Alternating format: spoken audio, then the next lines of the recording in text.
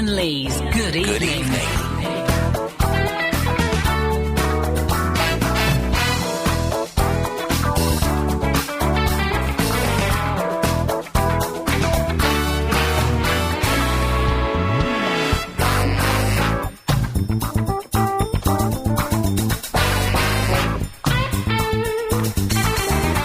Wow, very, very exciting. Forget the Triple M, forget how we normally start this show. My headphones don't work. Do you know what? I don't actually care today.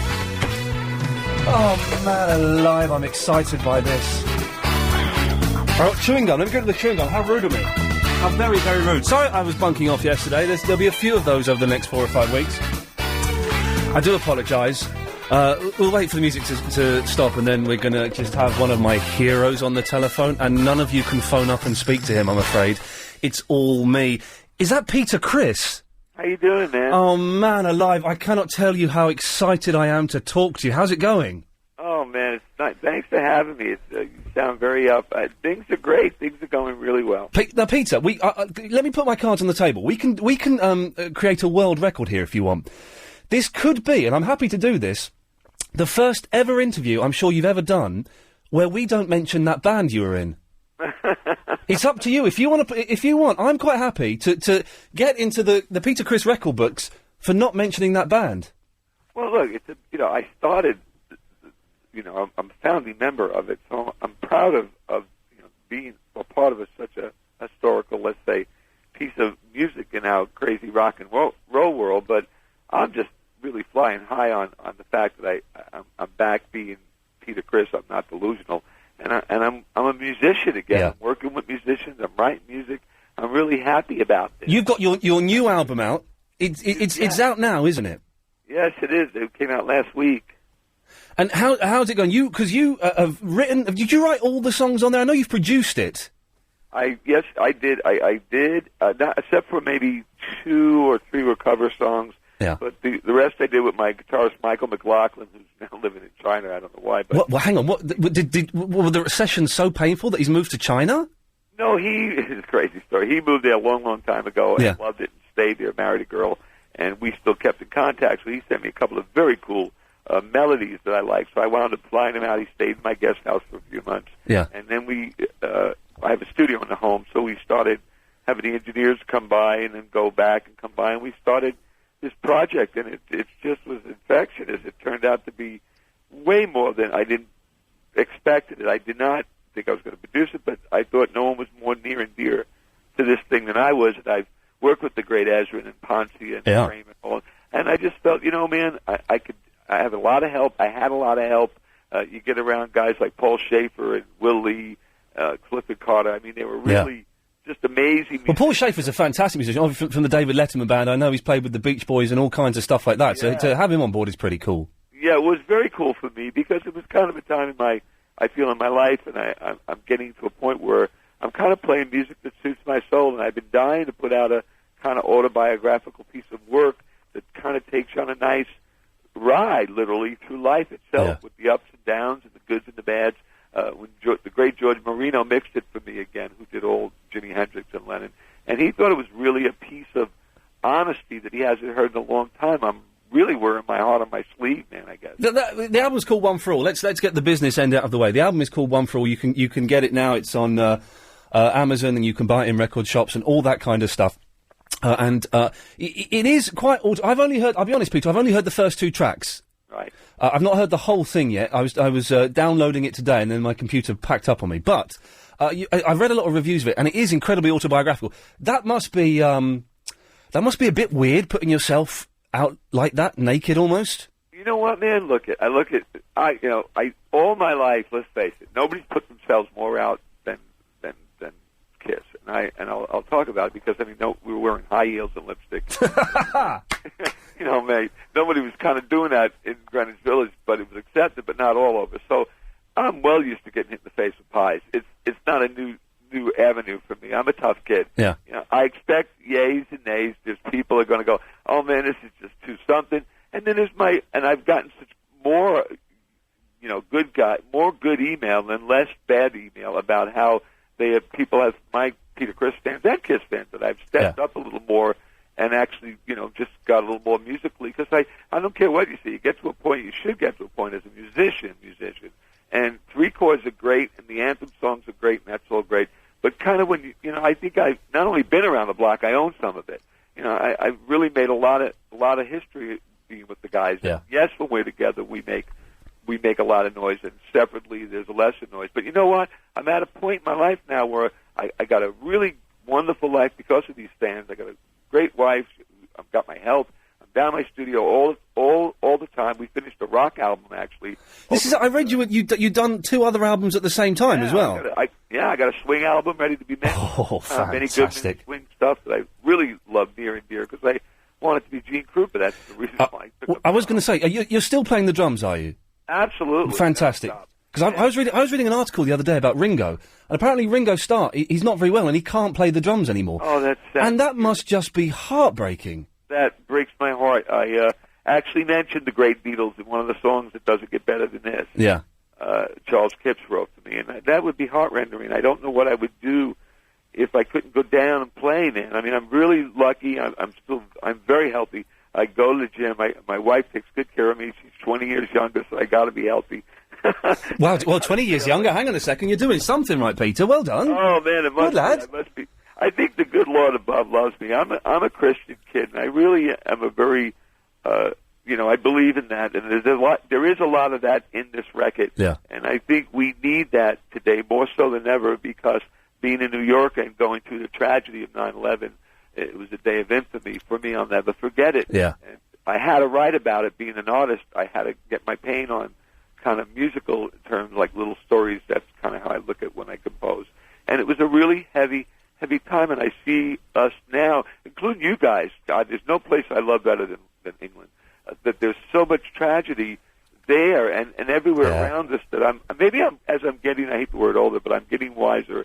You must be nearly 40 now, Peter, aren't you? And I just look at the news, and this isn't a war over maybe freedom. This is murder. Yeah. This is terrorism. This is at its worst, and I don't really I won't say the word about Paris Hilton or other people's lives. I really feel... We do seem to have our priorities wrong with what we consider to be important and stuff. And, there's some silly tart has gone to prison for drink driving, and there's other more important stuff going on. Mate, I'm with you 1,000,000%, and I see that more and more so these days, maybe because I'm not on that hectic road constantly trip where I'm kicking back more and looking at the world and going, my God, there's some crap going on here. This ain't the way it used to be, kind of. So what can I do about that? I can't change it. God knows, only He could do that. Peter, so, are you ever going to come over to the UK again? Oh, I would hope so. My wife wants to move there. Well, then come over here. Come over here. If you need somewhere to sleep for a few nights, I've got a spare room. You're both welcome to kip on the floor. You guys are so sweet. That's very nice of you. Maybe I hope we do go there. I hope I do get there, because she. Every time we've gone there, I've taken her, and she's just like, oh, why can't we get something here? I mean, she really loves it there. Hey, man, listen, I don't blame her. Next time you're over, you must come in the studio. Are you doing any live gigs? 'Cause did you do a Virgin? Did you do a gig at Virgin, or was that just a signing? It was so cool. Yes, I did a signing. I'm so used to doing them kind of with the boys that I'm going, oh, right, there'll be 3 people who show up or 4 people. I'm thinking totally negative. I'm scared shit. And, man, 1,000 people showed up. It was really nice. It was very exciting. There was a lot of love. I mean, there was firemen coming in with me signing their helmets and props. It was really out of control, but it was cool. It was very cool. So, Peter, when you got that, One for All is the album that's out now. Any idea when the others are coming out, or is it you see how this one goes and see what happens? Well, I'm going to look at this is a crazy business we're in. There's a good side of technology where there's the downloading that kills you, and there's the bad stuff. Yeah. And then there's the great stuff, because I got all Apple stuff and I got all Pro Tools, so that's good stuff. I'm just going to keep doing music, man. Look I got a few more weeks to this thing, and then I'm going to go down. I'm going to start writing lyrics for the rock stuff, and as I'm doing that, I may go along on the way and start mixing the jazz. Yeah. So hopefully next year something else will come out. It's just that way for me. I'm really comfortable in life, so I just want to keep doing this. I ain't ready to play golf or sit on the porch or pump up daisies. Man, you sound really well. I know you've been around the block a few times, shall we say, without going into too much detail. And can I ask you one question before we let you go? Sure. There's a great rock myth about you, and I don't know if this is true or not. And feel free to put me. What Did you have to go on TV in the 80s and say you hadn't died? Is that true? Yes. Is that true? Yes, it was actually 91, and it was a terrible thing. What happened? Great story. Good for you. Not many people ask me this. My mother was dying of cancer in 91. Right. And, it was hard for me because I was very close to my mom. Of course, yeah.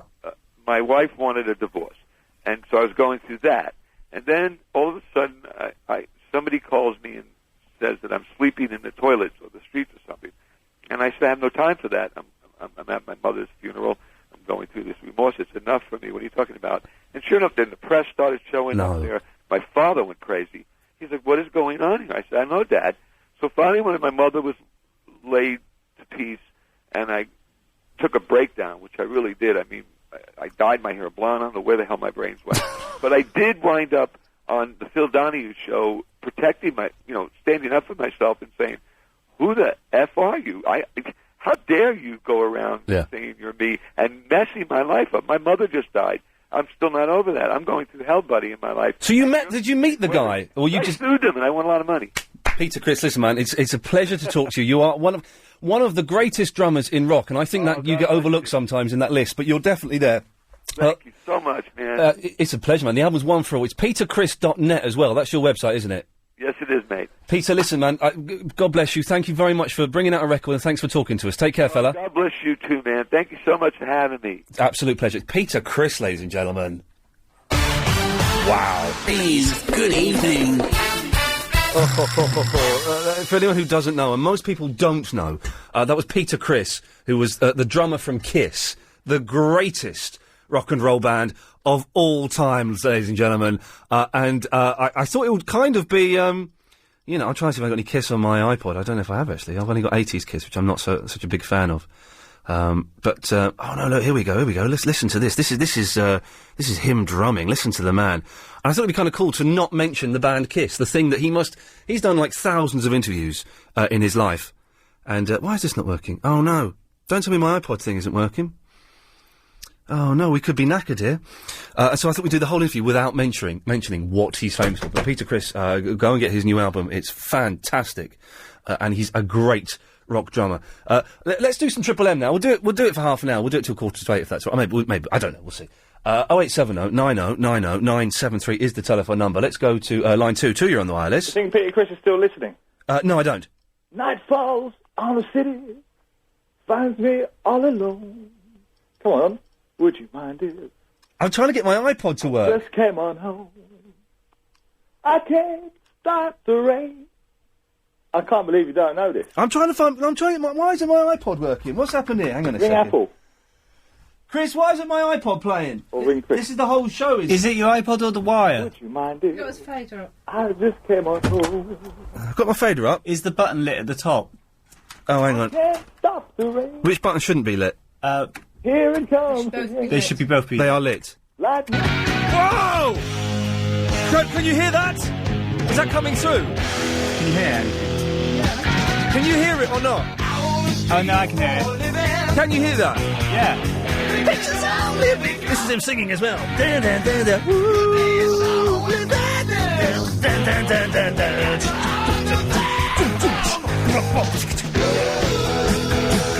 Black diamond.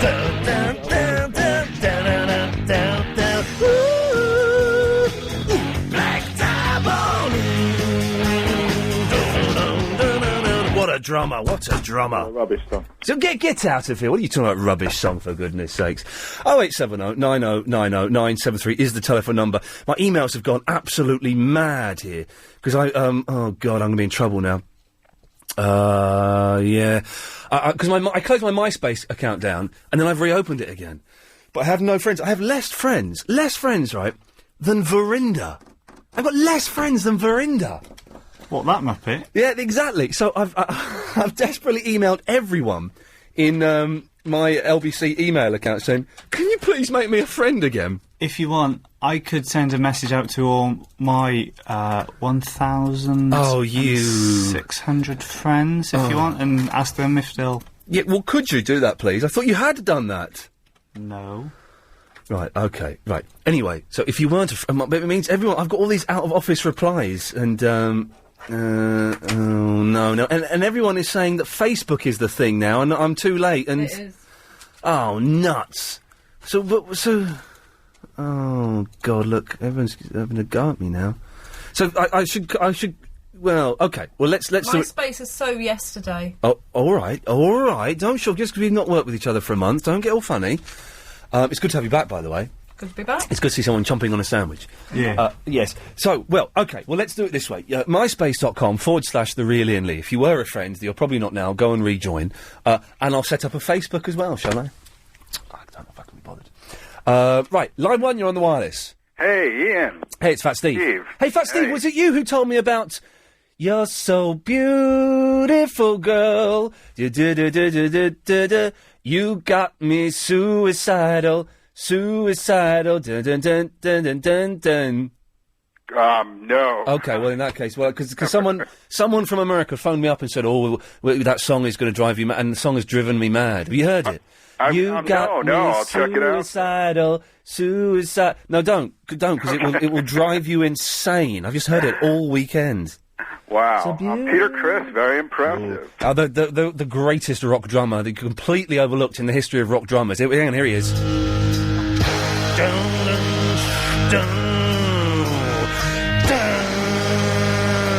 It's quite a slow bit here, actually. He's not really doing much drumming. Hang on, let's get some more Peter Criss.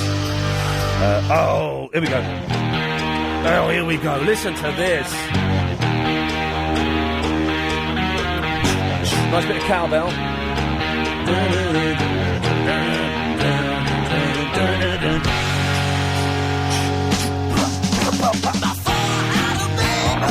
Come on!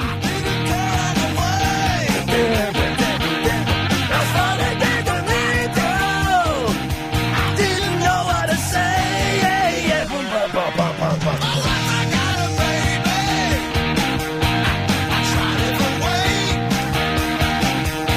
She didn't want to do it, but she did anyway.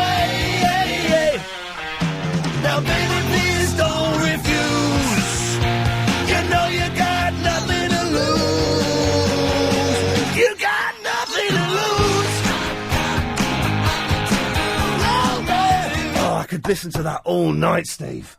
I saw Kiss in 1978. Oh, well done you, sir. Well done you. Fantastic. All the other 10-year-olds. I think my mom was the oldest person at the concert. That's when they sort of became a pop band, wasn't it? They went from being a rock band to sort of they crossed over to becoming multi-merchandised pop bands. Yeah.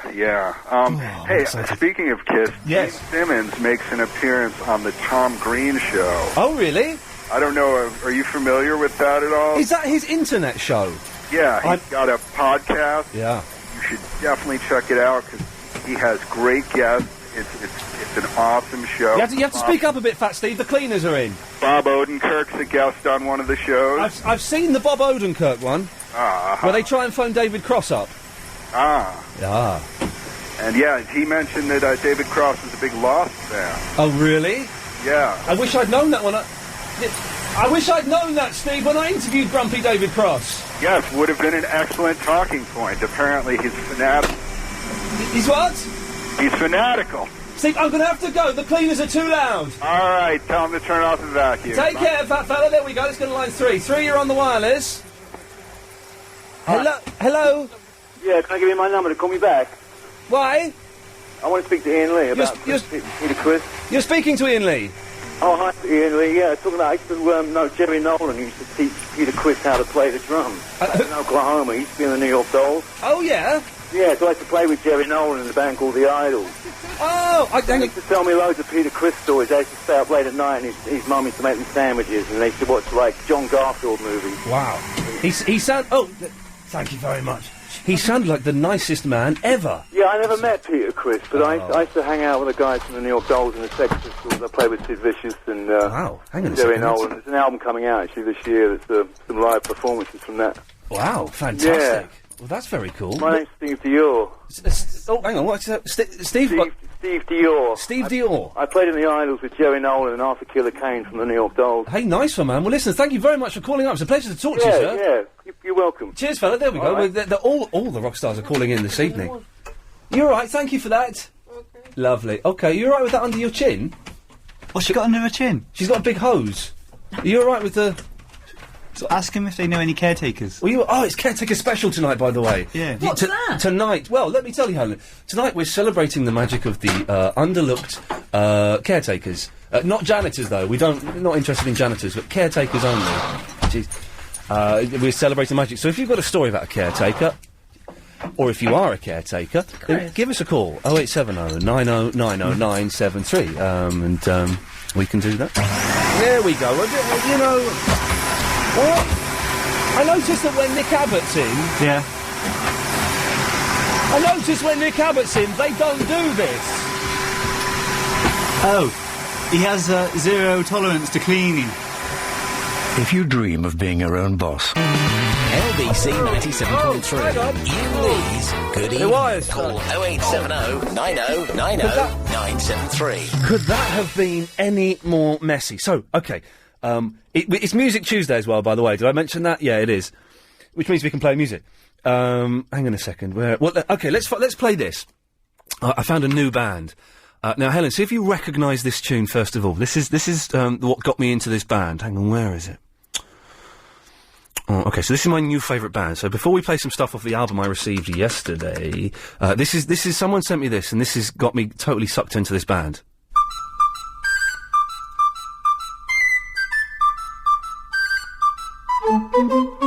Oh, it's good. It's good.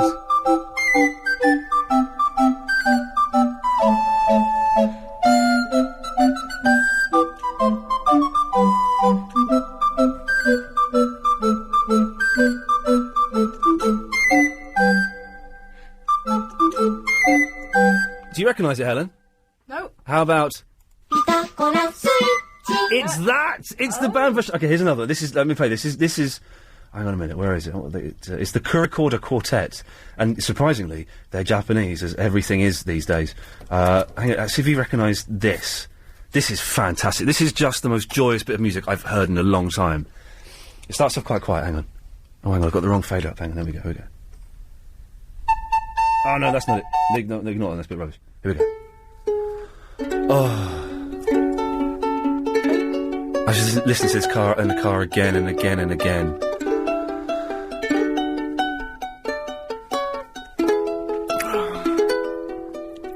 There's a video of them doing this live on YouTube as well. Here we go. Oh. So I've just seen a face by the Beatles, done on a recorder, a little tiny ukulele, and there's a tuba comes in, and then there's a bit where they do it on the kazoo. Oh, it's just the best. Was it a bit out of tune at the start? A lot of it all is a little bit out of tune. I don't know if that's a deliberate thing they do, but there's a little bit. The recorder's a little bit, but that makes it even better. Here we go. Sounds like a child is doing it. Exactly, and that's what's so good about it. It sounds like it isn't. This is really old bloke. You say old? He's about 45. The tuba comes in, oh man alive. There's a whole album of this. And I was listening to it in the car. Normally I listen to, Tommy Boyd or Danny Baker or Paul Ross. Listening to this in the car. Oh, then there's two recorders. They're doing harmonies. What's going through your head when you're playing this? Just joy. Just joy. Just so beautiful. And the guy's doing it on the ukulele. It's a tiny ukulele, it's that big, and he's doing all this finger plucking. It's really tricky. You watch the live video and he's just hunched like this doing it. We'll listen to a bit more of it, because there's a bit in a minute where it just... Oh, it's so sweet.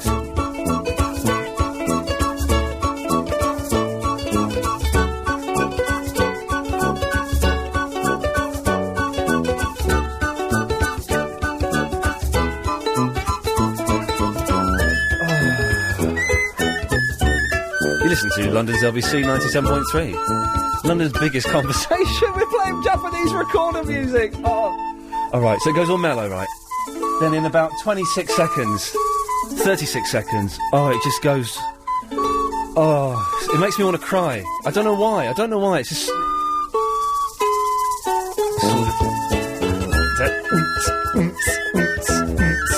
And give it a bit, 20 seconds time, it's going to kick in. It sounds like the post office music. It does, doesn't it? Yeah. Then they start. They're all a bit tense and concentrating. They're going to start enjoying themselves in a minute. Okay.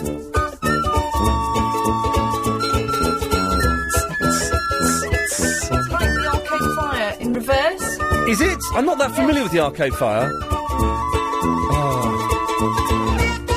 Oh, look at that! What have they done? Oh, it's so good. Just that bit where it comes in. He's got the kazoo. It's the building up, isn't it? It's It's building up. It builds up. It's just the. Oh. It makes me want to cry, and I think it's out of joy. It's the one thing that makes me want to cry out of joy and not desperate isolation and loneliness. You can say something, Chris. You were leaning as though you were going to. You don't have to. Is the kazoo that pipe thing? Is the what? The kazoo the pipe thing. Is the what? What did you say? What did you say? Kazoo? The kazoo, yes, okay. A little bit of clarinet comes in. They're just showing off now. But he said kazoo. Kazoo. And then they just go off into the distance. Love it. Oh, I love it. It's also what they call the Kurikorda Quartet. And I don't know anything about them because there's nothing about them on Wikipedia. Every website that they're mentioned on is in Japanese, so you just can't find anything out about them. But you did. I did. Well, I found out how to order two really expensive albums from eBay. This is like $20. No, it was about $30, this one. The other one's about $20. Are you turning Japanese? Hey. My Japanese is good. Pretend I'm holding an umbrella. Konniwa dare no kasa desu ka? Whose umbrella is this? Oh, yes. Ian Lisa? Hi. So I've been...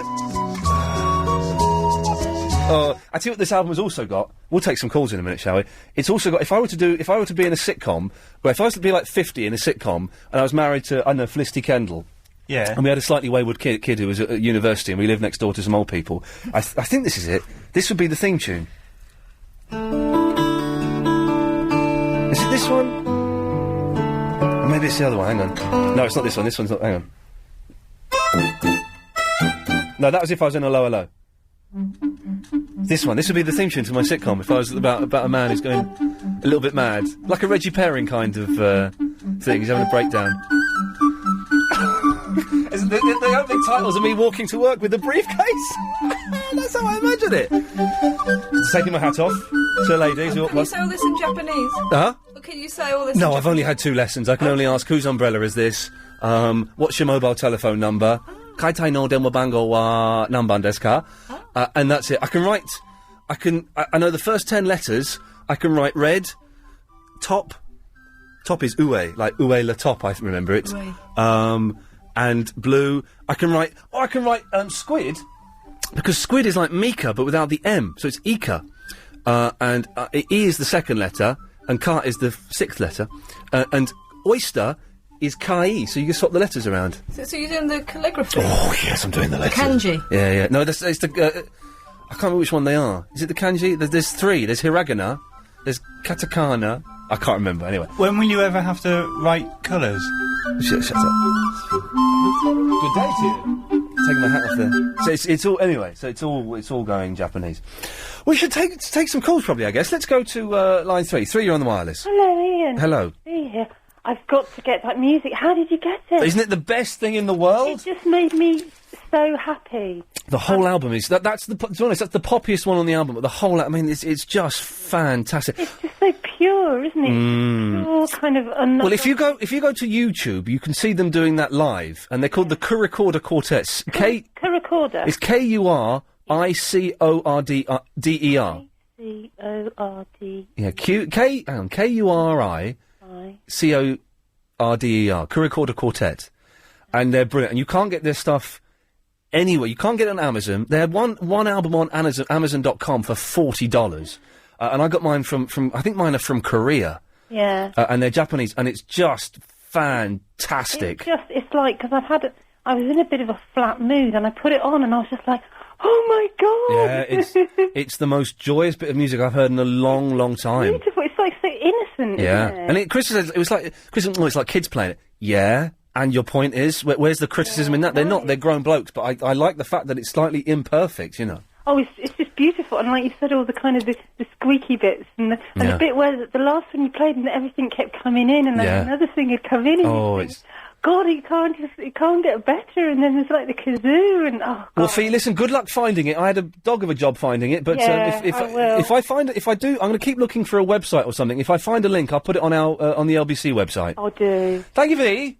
Thank you very much. Take care. 0870 9090 973. We'll do Triple M till 8. Just, you know, because why not? Look, this is a new phenomenon. Yes, line 3, you're on the wireless. That's why it'll never work. You got me suicidal. That song is doing my head in. Oh, God. Line 4, you're on the wireless. Yeah, what's the point? Sorry? What is the point of this Music Tuesday? You just copying the old slot of Music Thursday. Well, then you've already just said that there's a big difference. I believe that was called Music... Thursday, and this slot's called... changing the name, but the same thing applies. Well, no, because on Music Thursday we had a guest in. There's no guest. Would you see a guest? So it's even worse than it used to be then. At least we had people to talk to. Now we have poor... He's put the phone down. He slammed the phone down in pure anger. He's back after a long absence. We had to coax him back. It was like we had to phone him up and say, why have you stopped phoning us? Oh, this is my video. We phoned Vinny up, right? You missed all this, Ellen. It's really good to have you back. We phoned him up, and we said, why have you stopped calling us? He said, I've said everything I need to say. I've run out of stuff to say. I have nothing new to say. And I said, but you've been calling us for a year, and surely after 4 weeks of that, you'd run out of stuff to say, but you still persevered, and now we can't get rid of him again. He's calling in constantly. Line 2, you're on the wireless. Hello. Good grammar for you. Hello? Oh, this is, Nirvana's. Do you remember the Nirvana's with, Kurt Cobain? Okay, there we go. It's Music Tuesday. We're celebrating. After 8 o'clock, it will be. We're going to give precedence to caretakers and members of the Pod Club, of course. But another 15 minutes of this light-hearted fun. 0870 90 90 973. Amanda, are you with us all night? No, I'm going in a minute, and then afterwards you've got Nikki Selman. Nikki Selman, OK, thank you very much. Away you go. OK, let's start off with the Northbound Blacks. Good evening. Girl, you got me suicide. It's in my head again. Suicidal. Because, have you not? I can't believe you haven't heard it, because the backing music is... Do-do-dum, dum, do-do-dum, dum, do-do-dum. No, not the board. Walk, the song, dum, dum, dum.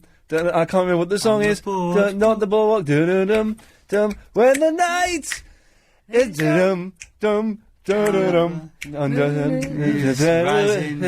it's not rising. You don't know what it is. The moon rises. Under the boardwalk. Line 3, you're on the wireless. Hello, Ian. Listen, at the weekend I bought 2 Japanese films I've never seen before. Go on. So, what do you reckon? I've got not Boiling Point, Hard Boiled. Oh, Boiling Point's very good, actually. You should have got that. Hard Boiled, do you know, that's a John Woo one, isn't it? I think so, yeah. Is the cover the picture of that guy holding a baby? That's the one. It's brilliant. If it's the one I'm thinking of, there's a brilliant shootout in a hospital. Okay, so that was a good buy, that one, Yeah, was it? yeah. The other one, I don't know if you've heard of it, it's called Dumplings. I don't know Dumplings. It's apparently it outgrosses is it Takashi stuff that he does, which is all the, audition, well, apparently it outgrosses all that. Oh, so really? I know that one, though. I would know, but let me know if it's any good. Yeah, we'll do. Cheers, fella, thank you. Okay. It is, but the show is slowly turning Japanese, and if I'm still here in a year, and may God, the mercy have from the gods of Globotech and Richard Parks, we're going to actually do this. Let's aim to do this, Chris. In a year, we won't be here. Who are we fooling? We'll be on BBC Three Counties. But if we are here in a year, put this in your diary now, Chris. Whatever the date is, the 28th of October. Where I don't have a diary. The 7th of... You what? You told me this the other day. Chris, Alex and I were going to go out to see Transformers. We didn't in the end. And I said, OK, we'll tell you what, let's bring our diaries in tomorrow and we'll find a date. And they both went, oh, we haven't got diaries. You haven't got a diary? No. You're never. joking. Never had a diary. How can they live without diaries? What do you do? Just remember it. Doesn't work, mate. It doesn't work. I never do things that far in advance. But I don't. But I just. Well, that's. Hang on. Let's write that down. That's a good topic. I was thinking. Diaries. Surely we've done it now. No, we haven't. We have, but not the punters. Right. So after 8 o'clock, talk about diaries with caretakers. So she hasn't got a diary. So anyway, August the 7th, 2008. The whole show, ladies and gentlemen, is going to be. We won't be here. Is going to be in Japanese. The whole show is going to be in Japanese. I reckon I'll be able to do it by then. I haven't had a lesson for a month. She's been away, but she's coming back on Saturday for the first lesson in a long, long time. Do the punters have to be in Japanese as well? Yeah, well, we'll see. I may translate, but we'll do it. We'll work it out. We've got a year to work it out, and let's be honest, we won't be here. Globotech is going to go, no thanks. He's taking 2 days off every week for 6 weeks. He's had Peter Criss on and didn't ask him about Kiss. We don't want that. Let's get Patrick Kilty. Oh, no, not Patrick Kilty. They don't get onto that. I thought it was global warming. What? Global warming? What? Are new people? No, it's Globotech. Global warming is also going to stop us being here because we'll all be dead. But Globotech and global warming together, it's a powerful force that we... It's global. It's global. Global world. What does that mean? Global is world. I thought global tech and... Shut up. Line 1, you're on the wireless. Hi, I saw Nick Ferrari today in a posh clothes shop. Wow, there we go, you see, it's all happening. He called in to say that. Line 2, you're on the wireless.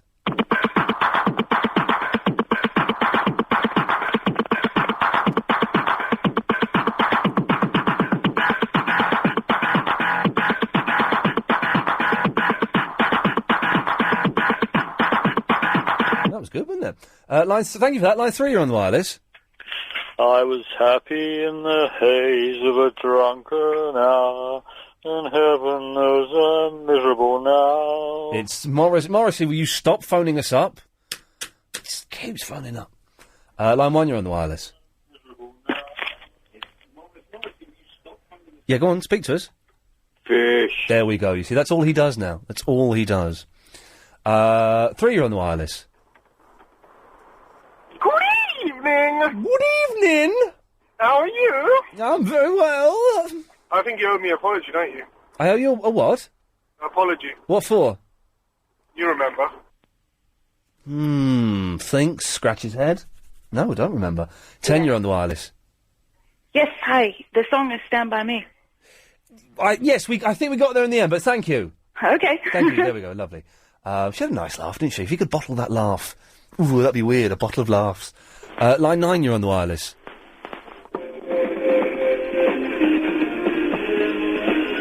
Okay, it's the I can't say the Nirvanas. Oh, yes, I can. 5, you're on the wireless. Hey. Yes? I used to send you loads of texts and emails saying Kiss are gay, but about 22 years ago, I saw Kiss live, and it was one of the best gigs I ever went to. But so why would you send me emails? I'm assuming you sent me the texts and emails after you saw Kiss. Why would you send me emails saying that? I don't know, because I was a bit childish. There we go. Well done. Well done. He's admitted it. And you have to respect that. Yes, he's put his hands up and said, you know what, Ian, I did something and it was silly.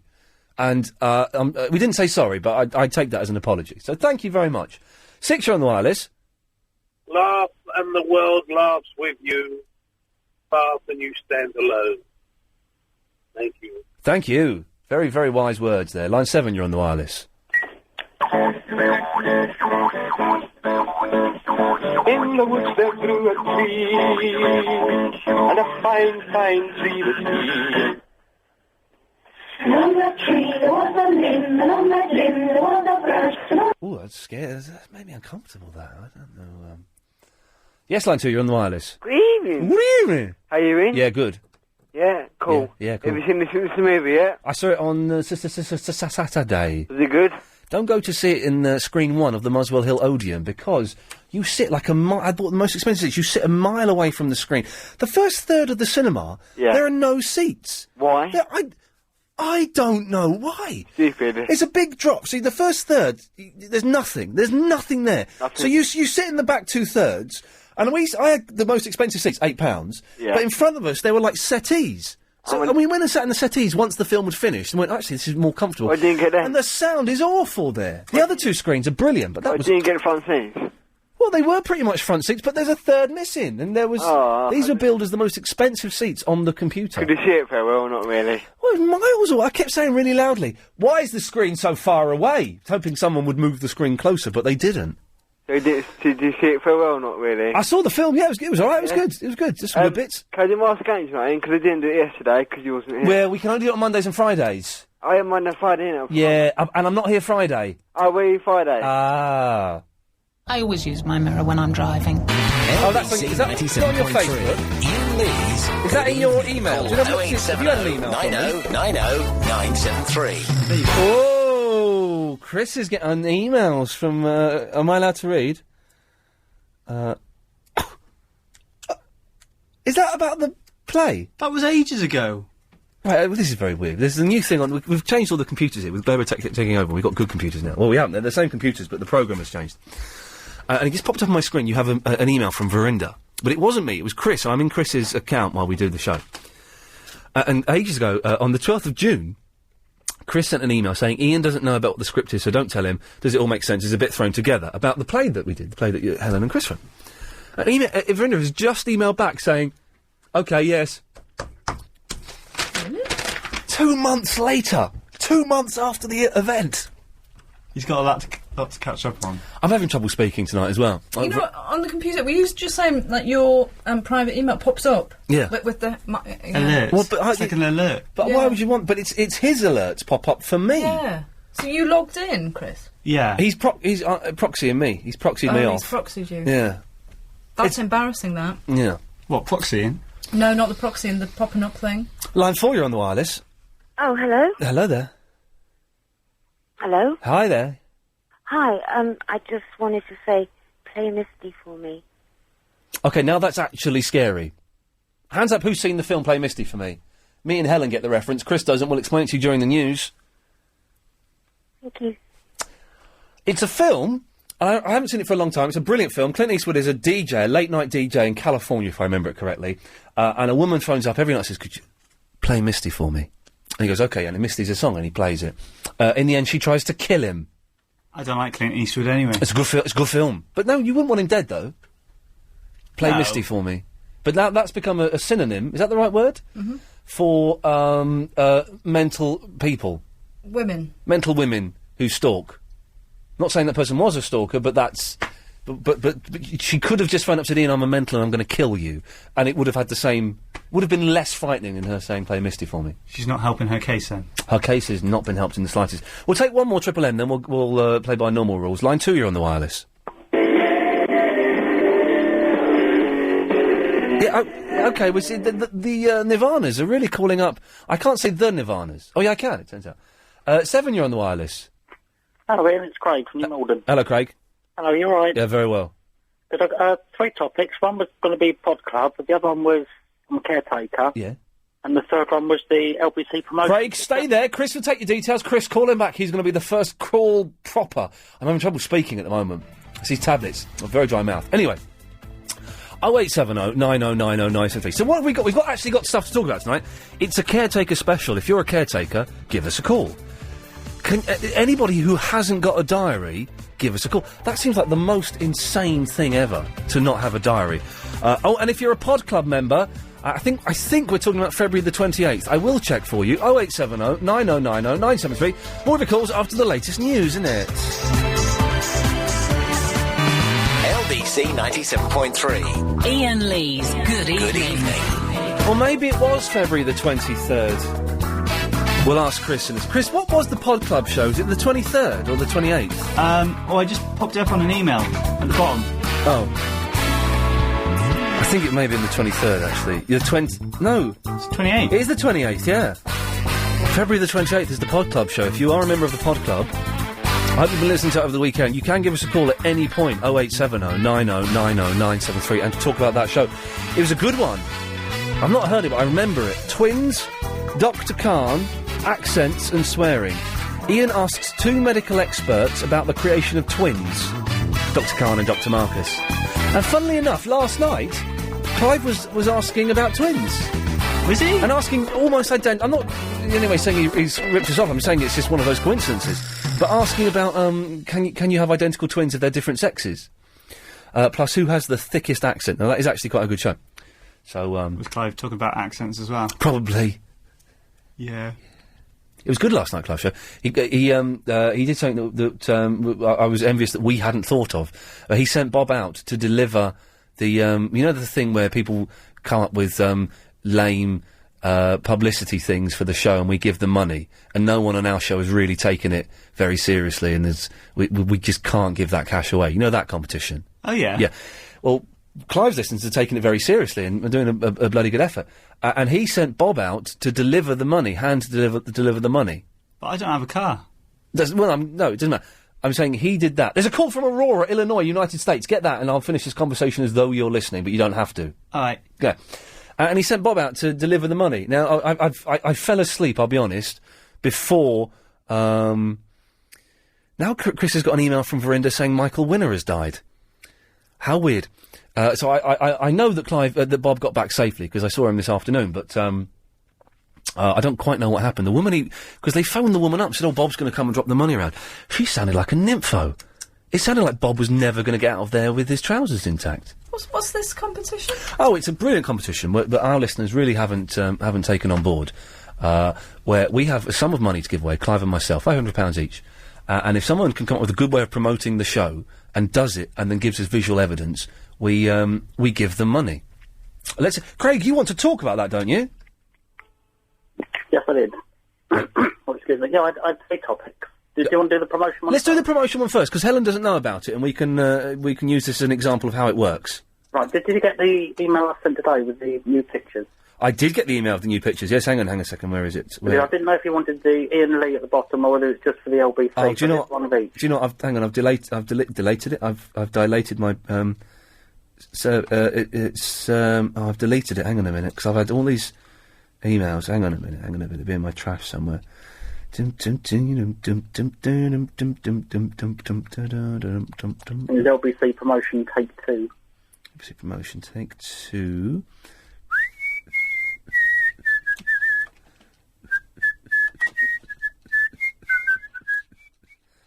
Where the flippin' heck is it? Peter Chris? No, that's not there. Hang on a minute. Oh, I got a baby. Tried anyway. Oh, I can't find it.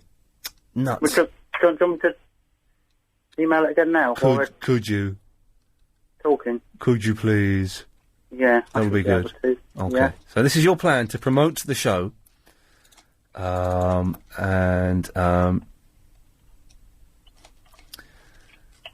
I sent you the first one, didn't I? Yeah.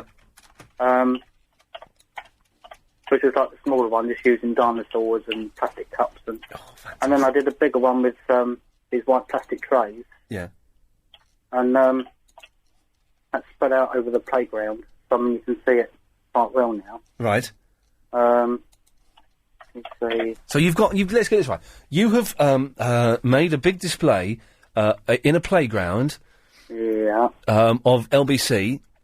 Yeah, and it's got LBC 97.3, and it's also got FM, because you were saying before that, the aircraft might not see, because it's on the flight path to Heathrow. Right, so this is on the flight path to Heathrow, so people in aeroplanes can look out of the aeroplane, and they'll see this. Right, OK, so this is the one you're sending me. That's the finished product, is it? Yeah, did you want the one with Iain Lee or without? With, please, with. With. Right, OK then, so attach file. Right, home, I'll just hopefully get you in a sec, and then you can have a look and see as to whether it's worth. OK, well listen, so this could actually be, we could be handing out cash, or telling someone to get knotted, in just a few moments. It took quite a while, I'll tell you what, it took longer to rearrange it all, and I had to come up on the scaffold and look down, come back down again, move it. So you had to go up on a scaffold? Well, not a scaffold, there's a thing in the playground, like a big climbing frame. Have you sent it yet? Sending it now. Okay, this is very exciting. It's now going. And, okay, that's gone. Okay, well, let's hang on a minute, let's see if it happens, hang on. Come on. Oh, here comes the bin man. Hey! Good evening. I like the jacket. I bought them off. You what? It looks nice, fluorescent, so you don't get knocked out. Be killed. You can walk the streets at night. I'm not saying you're a male prostitute. That's what I mean. What I'm saying is, you can walk about in the dark. Is it and not get seen? Has the police made you put that on? No. No, they've not. No, okay. So that's something. It looks very nice. I was wearing a fluorescent jacket yesterday. It made me feel powerful. It made me feel like a man. Do you feel like a man? Yes. Okay. It is the new Globotech uniform, of course, and it looks absolutely fantastic. Anyway, right, are you sure you've sent it? Yes, go on. Iain at lbc.co.uk? Yep. OK, well, let's talk about the other stuff. We'll wait for this to come through, because these computers are absolute rubbish. Right, the Pod Club one, it was about the twins and is there a psychic connection? Oh, yes, Pod Club member, yes. Right, well, my wife is a twin, Yes. and me and my wife have got triplets. Have you had a haircut? No. Have you had a haircut? Yeah, looks good, man. Last week, good haircut, fella. Well done. Sorry, Craig, it's just the bin man's had a haircut. That's right, there's a bit of a wow factor there, but you killed it. Oh, sorry, okay, sorry, I missed it. Go, well, let's try it again, away you go. Okay, so my wife has a twin sister, Yes. identical twins, and we've got triplets. Right. 2 are identical and 1 isn't, even though they all look identical. Right. But there's no... Well, hang on, if they look identical, then they're identical, aren't they? Well, no, because they're triplets, but they're 1 egg split to give... So you've got identical. Identical has to come from 1 egg that's split. Okay, right, yeah, I remember being confused by this last time. Okay, yeah. So you've got 2 that are classified as identical and 1 that's separate. Yeah. But they're still classed as triplets because it all come within the same... Right. Ovary. I think it's a technical term. Yes. But there's no psychic connection or anything between them. No, because psychic connections, as we all know, do not exist. No, I mean, my wife has never said, Heidi did this and I felt this, and the boys, no, the only real connection is they're all thick. But, I mean... They're all thick. Your picture still hasn't come. I don't know what's going on here, man. Come on now. I'm pressing my F5 rapidly. That's me, It's definitely sent. The last one I sent you got to you, didn't it? It did get to me, and I deleted it by mistake, because my email system is I didn't put it in there, did I? Hang on. No, I didn't. Oh, no. The last one I sent about an hour before the show, so maybe something that will come through. Can you just check it throughout the show, and if it... Yeah, if we will check it, we will check it. And there was one more thing you wanted to say, Craig? The other thing was the... Oh, hang on, Chris has found it straight away. Chris, how did you find that? There's an email saying Craig on it. Oh, I couldn't find it. All right, hang on, so let's have a look at this. This is, well done, Chris. LBC promo. Let's have a look at this. Okay, so this is what you've done. Let's have a look. Is that the second one, though? Okay, well, it's the first one. Okay, all right. So you've written that in a playground. What have you used to write that? What, the first one? Yeah. The first one was just... No, the second one. This is painted white. Oh, yeah. It's like plastic sheets that the children use to draw on with, they're like whiteboards. And how long did that take you to do? About an hour and a quarter. All right, I reckon that's worth 40 quid. Is it 40 quid, Chris? Really? Yeah, okay, we'll send you 40 quid, Craig. 40 quid? Yeah. Julia, 40 quid. Cool. Hang on, what does Julia say? Does she want more? Does she want to give some of it back? What's Julia saying? Julia, 40 quid. So? Do we take it? Not that much. 40 quid. Julia don't sound that bothered, does she? No, I did not. So, yeah. Julia just went, 40 quid. Well, I think it's because it's my money. That's why she's not interested. Well, Craig, 40 quid is on its way. Listen, I've got to move on. We haven't got time for your last thing. Caretakers. Well, you should have mentioned it first. Chris, take Craig's details. We'll send him the 40 quid. Yeah, I'm not delivering it, though. No, okay, all right, calm down. It's just a good idea. We should have thought of it first. Right, 0870 9090 973 is the telephone number. It's Alistair. Yes, hello, how are you? I'm all right now, thank you.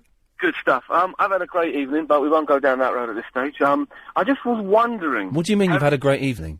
I had a game of cricket today. Oh, the dullest thing in the world. Yes, okay. It's like watching paint dry to a lot of people. Yeah. But not to me and my workmates. But anyway, Ian, I was wondering, have you seen a film which I sort of discovered out of the blue called Mr. Majestic, starring Charles Bronson? No, I haven't. Can I dare to suggest that you make an extra effort to watch that film? What happened? I'm really into getting videos out of Blockbuster on the online at the moment. So what happens in Mr. Majestic without ruining the ending? Crikey. To summarise, basically, the Mafia... The Mafia want to kill Charles Bronson, i.e. Mr. Majestic, because all Mr. Majestic wants to do is to harvest his watermelons in Colorado. That is basically in a nutshell. I've never seen a film like it. I really haven't. It doesn't... I'll be honest, Alistair, it don't sound that good. It doesn't or it does? It doesn't. Charles Bronson wants to harvest watermelons instead of fighting the mafia. No, he has to fight the mafia if he wants to harvest his watermelons, because the mafia are trying to ruin his business, and he's just His watermelon business. his watermelon business. Why would And the mafia be interested in his watermelon business? Well, you told me not to ruin the film. I can't tell you everything without ruining Do it. they have drugs in the watermelons? No, they don't. They have loads of water. And the watermelons do. Lots of vitamin C, but no drugs. Okay, so well, listen, if anyone else has seen Mr... What? Charles Bronson films really aren't that good, let's be honest. If anyone has seen Mr. Majestic and thinks it's any good, 0870 90 90 973. It's this! The Travelling Is Now with Nikki. Thank you very much. The Blackwell... Okay, righty, let's do this. Now, this is a fantastic new competition we've got here. And when Chris told me we were doing it on this show as well, what did I say to you, Chris? No, not actually what did I say to you, but what should I have said to you? You said, brilliant. There we go. That's exactly what I should have said to Chris. So here we go. This is the LBC Hotspot competition. And there's some really good stuff you can win in this. Day 2 of our brand new competition, Hotspot. There are still loads of great prizes up for grabs. This game, it's like a live treasure hunt, with prizes placed randomly in a grid divided into rows. Which one? Rows are down, aren't they? A to Z. So there's 26 rows. No. Columns. Rows go across. Do rows go across? Columns go down. Do they? Okay, so 26 rows across. And so A to Z. And then columns 1 to 1,000. So it's rows, A to Z, it's 26 that way, and then columns 1 to 1,000, that's 1,000 down that way. It's a big grid. It's big. It's very... Yeah, it's big. But the prize you can win, they're still on offer, 2 Nintendo Wii games consoles, which are fantastic, Xbox 360. Oh, yeah, I want one of them. I've got an Xbox 360, but I want another one, just so I can have 2. Huh? Well, you can link them up then. Anyway, it's better. Can't play yourself. No, but we could then play it against each other in Rainbow Six when you came round. 3 iPod Nanos and 10 DVDs. Of what? That does not say. Does not say. To win, you need to be the first to find them. Now, yesterday, Tanya from East Dulwich claimed an iPod Nano after correctly guessing it was hidden on a grid reference J9. To play, all you need to do is text in a spot where you think a prize might be. We'll text you back with cold, warm, or hot. So you're getting clues to help you track down the goodies. Now, if your pick is warm or hot, you know a prize is nearby. Oh, hang on, Bob's calling in. Yeah, hello, Bob. Oh, yeah, hello. The DVDs are of the winner's choosing. Oh, so they can be anything? Well, yeah, I mean, I think, you couldn't have the entire box set of Star Wars or something like that, but, I think if it was reasonable, then, yeah, you can have pretty much anything. Could they choose adult DVDs? Just asking. I really don't know. You would have to take that up with them if you want. Okay. Well, I don't want to get involved with this. If there are perverts playing, I'm not interested in them. I can find out for you if you, and let you know. Could you let us know if someone won and if they wanted to get an adult DVD without mentioning any titles, whether they would be allowed to? I think it might encourage a lot of my audience to text in. Right. Okay. Well, I'll find out. Bob, how did I must admit I fell asleep just as you were on your way to Ealing last night. What was that mad woman like? Oh yeah, she was really nice. She was. I ended up staying for a cup of coffee. Oh, no, you didn't! I did, yeah. I never actually came back. She sounded like... Oh, really? Yeah. She sounded like she was going to lock you up and do all kinds of stuff. Well, I didn't leave until about sort of 12:30, you see, and I thought, well, I'm Bob Johnson, you're a married man! I'm halfway down the A40, there's not much point in coming back in, so I just left life to get on with it.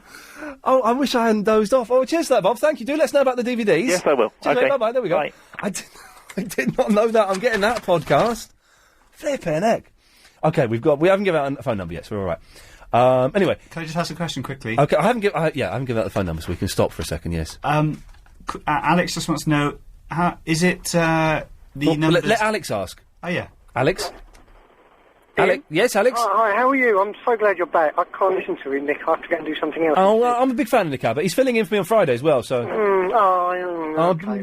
steady on. I'm a big fan of Nick. Anyway, sorry, I was just a bit confused. Is it 1,000 across and 26 down, or 26 across and 1,000? Well, I think that... What are rows? Do rows go across or down?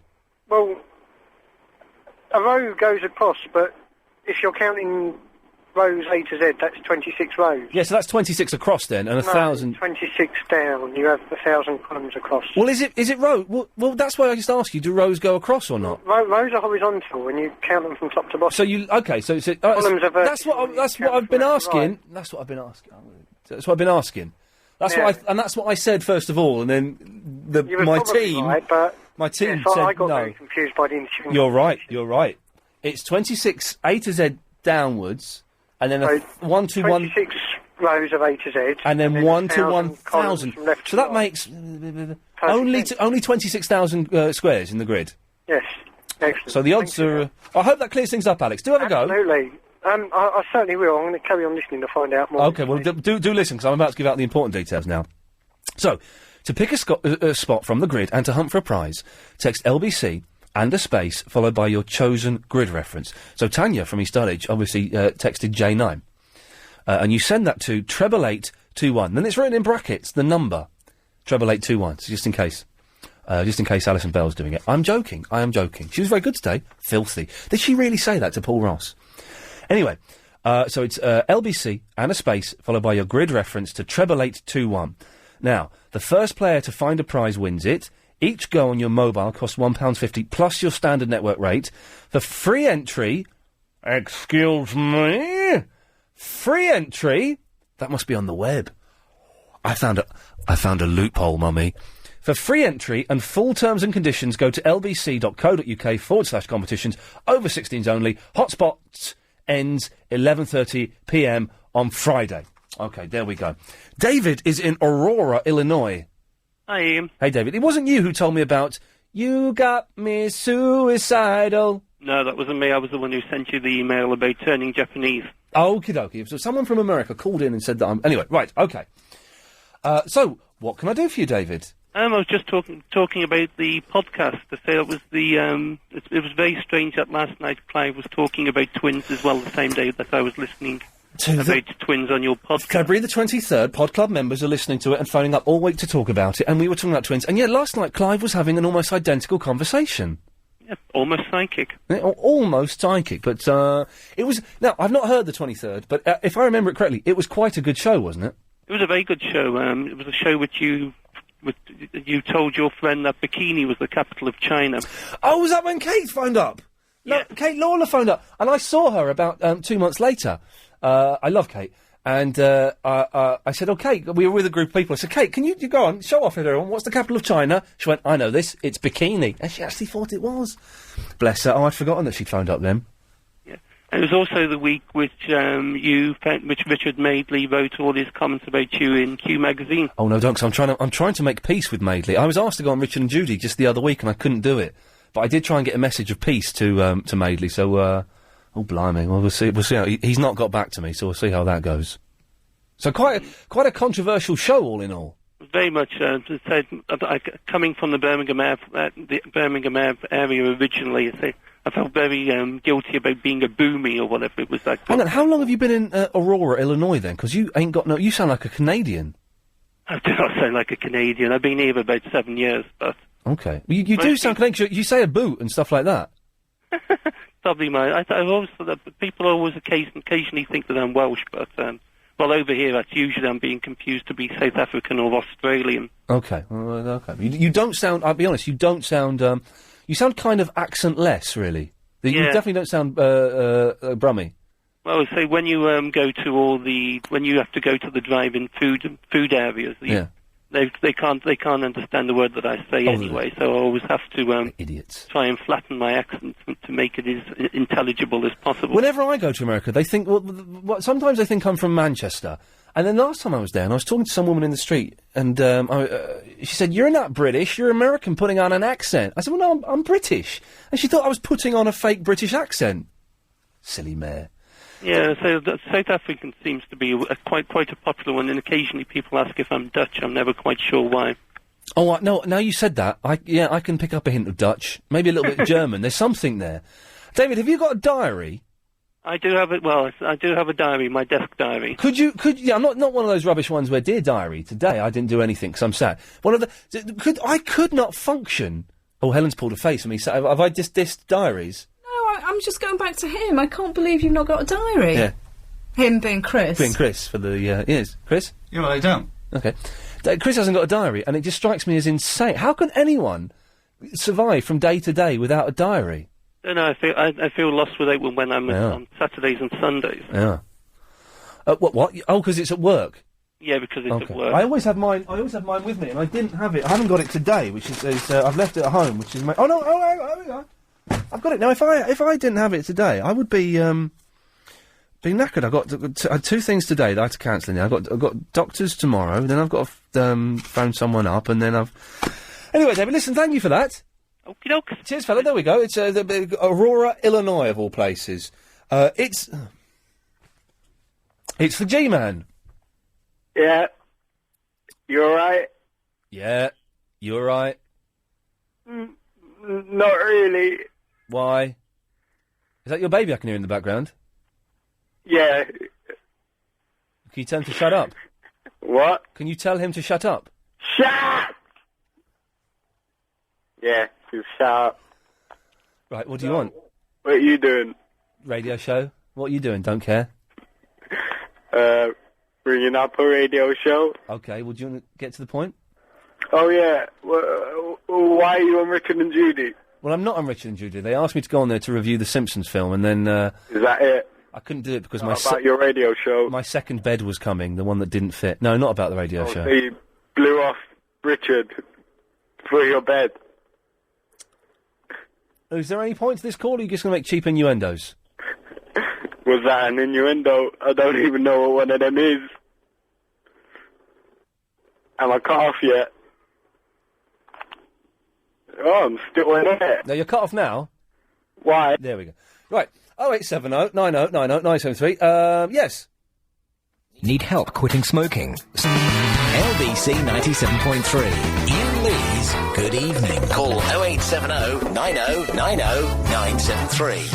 But even my flight next week, even though it's all printed out, on the details are on the email, and if I wrote that in a diary, I would still then have to go back and check the email again just to see if I wrote down the right time and stuff.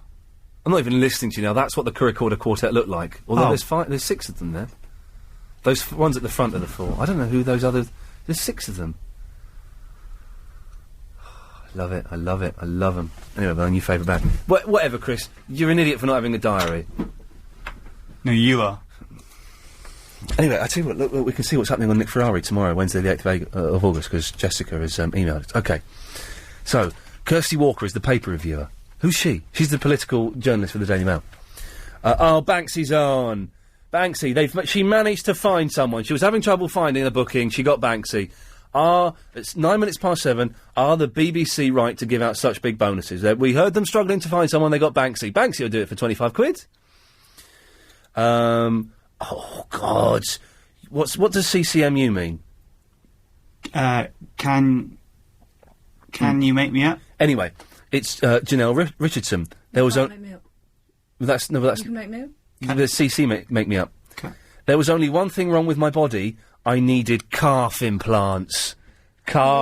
Implants. Oh, you couldn't make that up. 7 past 9. Vincent Maron. Is NHS dentistry failing? There we go. This will be good. 9:33. David Beck. Not Beckham. It's Beck. Is talking about sleepwalking. I like a bit of sleepwalking. I'm good at sleep. I haven't done it for ages actually, but I do like a bit of sleepwalking. You ever sleepwalk, Chris? Once. Okay. Do you want to tell us why? I don't know. No, not why, but what happened? I walked into my mum's bedroom, and then she took me back to bed again.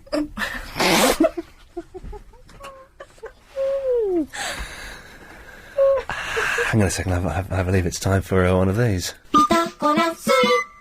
Wow. It's very Freudian, isn't it? What's wrong with that? Oh, that's the funniest thing I've heard for a while. Have you ever sleepwalked into Chris's mum's bedroom? No? Okay. No, I'm not. Well, that's all coming up on Nick Ferrari tomorrow, and really will be worth a listen. Yeah. Right, 0870 90 90 973 is the telephone number if you want to give us a call. Oh, was it Mandy who won the Wii? Yes, I think it was. Mandy won the Wii, sent us a lovely tray full of sweeties, and I don't think she's that mental, so, well, we gave the licorice to Sam, and she's not died yet, or had an hallucinogenic experience, so I think it's all right. Steve! Hello, mate. Are you a caretaker? I'm not, no. I've got to say, caretakers really haven't got off their backside to celebrate the caretaker special. If we don't get any caretakers call in by 9 o'clock, we're going to do an anti-caretaker last hour, and the whole last hour is going to be dedicated to bringing the reign of terror and fascism that caretakers have for the last 50 years to a hideous end. Too right. Too right. Let's bring them people down. But they've still got 25 minutes to prove they're nice people. Anyway, Steve, what can I do for you? I've seen Mr. Majestic. Oh, the Charles Bronson watermelon film. It's about from 1973. It's ages since I've seen it, but it is actually quite a good film. Really? Yeah. I just had a text, an email from a guy in America. That's right, we get a lot of people from America. Tony from Minnesota, who says it's rubbish. No, well, on the scale of things, Charles Bronson films are rubbish. They are all rubbish, aren't they? But it's probably the best one that he's ever done. So where you put it, I don't know really. All of his films look really cheap and nasty. Even Death Wish, that was probably his biggest film. Yeah, they all look like they've been shot on dodgy 8mm. Yeah, they look like kind of pornos. You know, like 70s pornos, where it's all really badly cut and really badly edited, and it's all a bit dodgy. And the dialogue's always really dodgy. Although I'm always surprised to spot he was in The Great Escape. Was he? Was he in The Great Escape, or was he in The Magnificent Seven, or was he in both? He was in The Magnificent Seven, I think. I think he was in The Great Escape as well. Oh, I didn't realise. I think so. Where's Paul Ross when you need him? Paul, give us a call. Was Charles Bronson in The Great Escape? I think he was. But it is, I mean, if he... Blockbuster, whatever, but it's probably worth a watch. Do you know what? Blockbuster Online, I don't want to blow their trumpet, because they haven't got one, but... Did you, I sent in some, did you get the XTC MP3s and the M64 stuff? Oh, was that you? Yeah. Oh, I've not had a chance to go through that yet. I'm the 1080p man. I told you to get the 1080p. I'm Steve. Yeah. Well, you're absolutely spot on, and that's what I got, and it's fantastic. Yeah, you love it. You will. I do love it. Well, Steve, listen, thank you for that. I've not had a chance to go through that CD, but it is sitting at home in my office, waiting for me to sort out. I just heard you talking about it. And I thought, well, I've got most of the stuff, and I'll send it through to you. Oh, I love the XTC. We're trying to get Andy Partridge on the show, but I'd love that. He's proving very. I did an interview with him years ago, and I think I upset him or something. But so he is a bit temperamental, but I mean, I've been into him since late 70s. Oh man. The man's a genius. I'm not such a fan of the moulding stuff. That kind of gets on is a bit rubbish. But yeah, it is a bit. Yeah. But anyway, Steve, listen, I've got to go. No problem. Hang on a minute, yeah? Scott. Yes. What can I do for you? I just wanted you to know you're thinking of The Great Escape, but really you're thinking of Dirty Dozen. That's what Charles Bronson was. No, but I think he's in The Great Escape as well. Is he? I'm sure he is. You're not convinced, are you, Scott? No. I think he's in it, and he doesn't look like Charles Bronson, and he doesn't have a very big part in it. Yeah, I think he just stands there looking. I think he's like a he is in The Great Escape because he plays an Italian. You sure? Oh, Scott, keep listening. Steve, keep listening. I'm sure about this now. Charles Bronson is in The Great Escape playing an Italian. Is that right, Richard? Haven't a clue. Oh, okay. I thought you were going to come on and the phones have gone mental, so I've said something controversial. Richard, I believe you're calling in for the Pod Club. Yes. I've lifted your ban.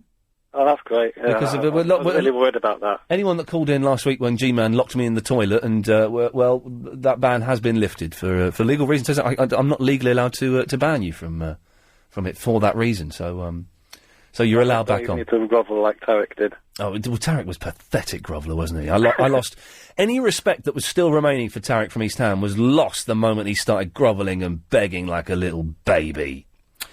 Anyway, Richard, what can I do for you this evening? Well, it looks like the Pod Club's picking up now. It is picking up. We've had quite a few calls about it, and even though I wasn't in yesterday, I'm not in Friday either. I must apologise, and for the next 4 or 5 weeks, I've got like 2 days off every week, pretty much, apart from a few exceptions. So thank you to Nick Abbott for filling in for me. And I know someone phoned up and said they don't like him. I think he's brilliant, and he's a borderline genius. So that's good. But thank you to Nick, and thank you Globotech. I guess is all we can say there for letting me go off. Still got plenty of holiday left, anyway, haven't you? No, I don't think I have. I think I've used it all up, to be honest. But I was hanging out with Stephen Gately yesterday. Oh, that's good. It's worth bunking off for that, isn't it? It was worth bunking off for that. Stephen Gately and Bob Mortimer. What a combination. Anyway, Richard, yes, the Pod Club. Okay, yeah. Obviously a lot of people have mentioned the big stuff already. Did I tell Kate Lawler that the capital of China was bikini or flip-flop? Ooh, I think it was flip-flop.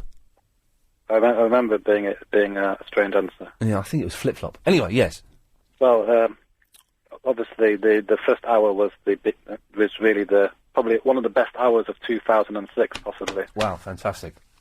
Yeah, the Dr. Marcus and Dr. Barn thing. Have you still got the My Name Is Khan clip? We've got. Hang on. I tell you what we've got. We've got. Well, we've got. Iain. Oh yeah. We've got that. And then where's My Name Is Khan? Iain. Iain. Oh, then we have. My name is Khan. There we go. You see, yes. Oh, wicked. Have you still got the Clive Bull alarm? No, we haven't got the alarms anymore. Oh, right. We got rid of a load of stuff. 'Cause remember we had a big clear out of all the clips, Yeah, and then I thought you gave away a CD. You were going to give away. You gave away a CD, didn't we you? did. It was on about 15 CDs in the end, and we gave them to someone. Then after about 2 weeks, I thought, why did I get rid of all of those clips? And we put most of them back on, but we lost a lot of them. So never mind. One 2006 feature which hasn't been mentioned in the last 2 weeks, Yeah. which is obviously one of the main things about the 2006 shows was the 5 to 88 Daily Correspondent update. Oh yeah, the Daily Correspondent update. Yes, I remember that. And can you guess who called in on that day?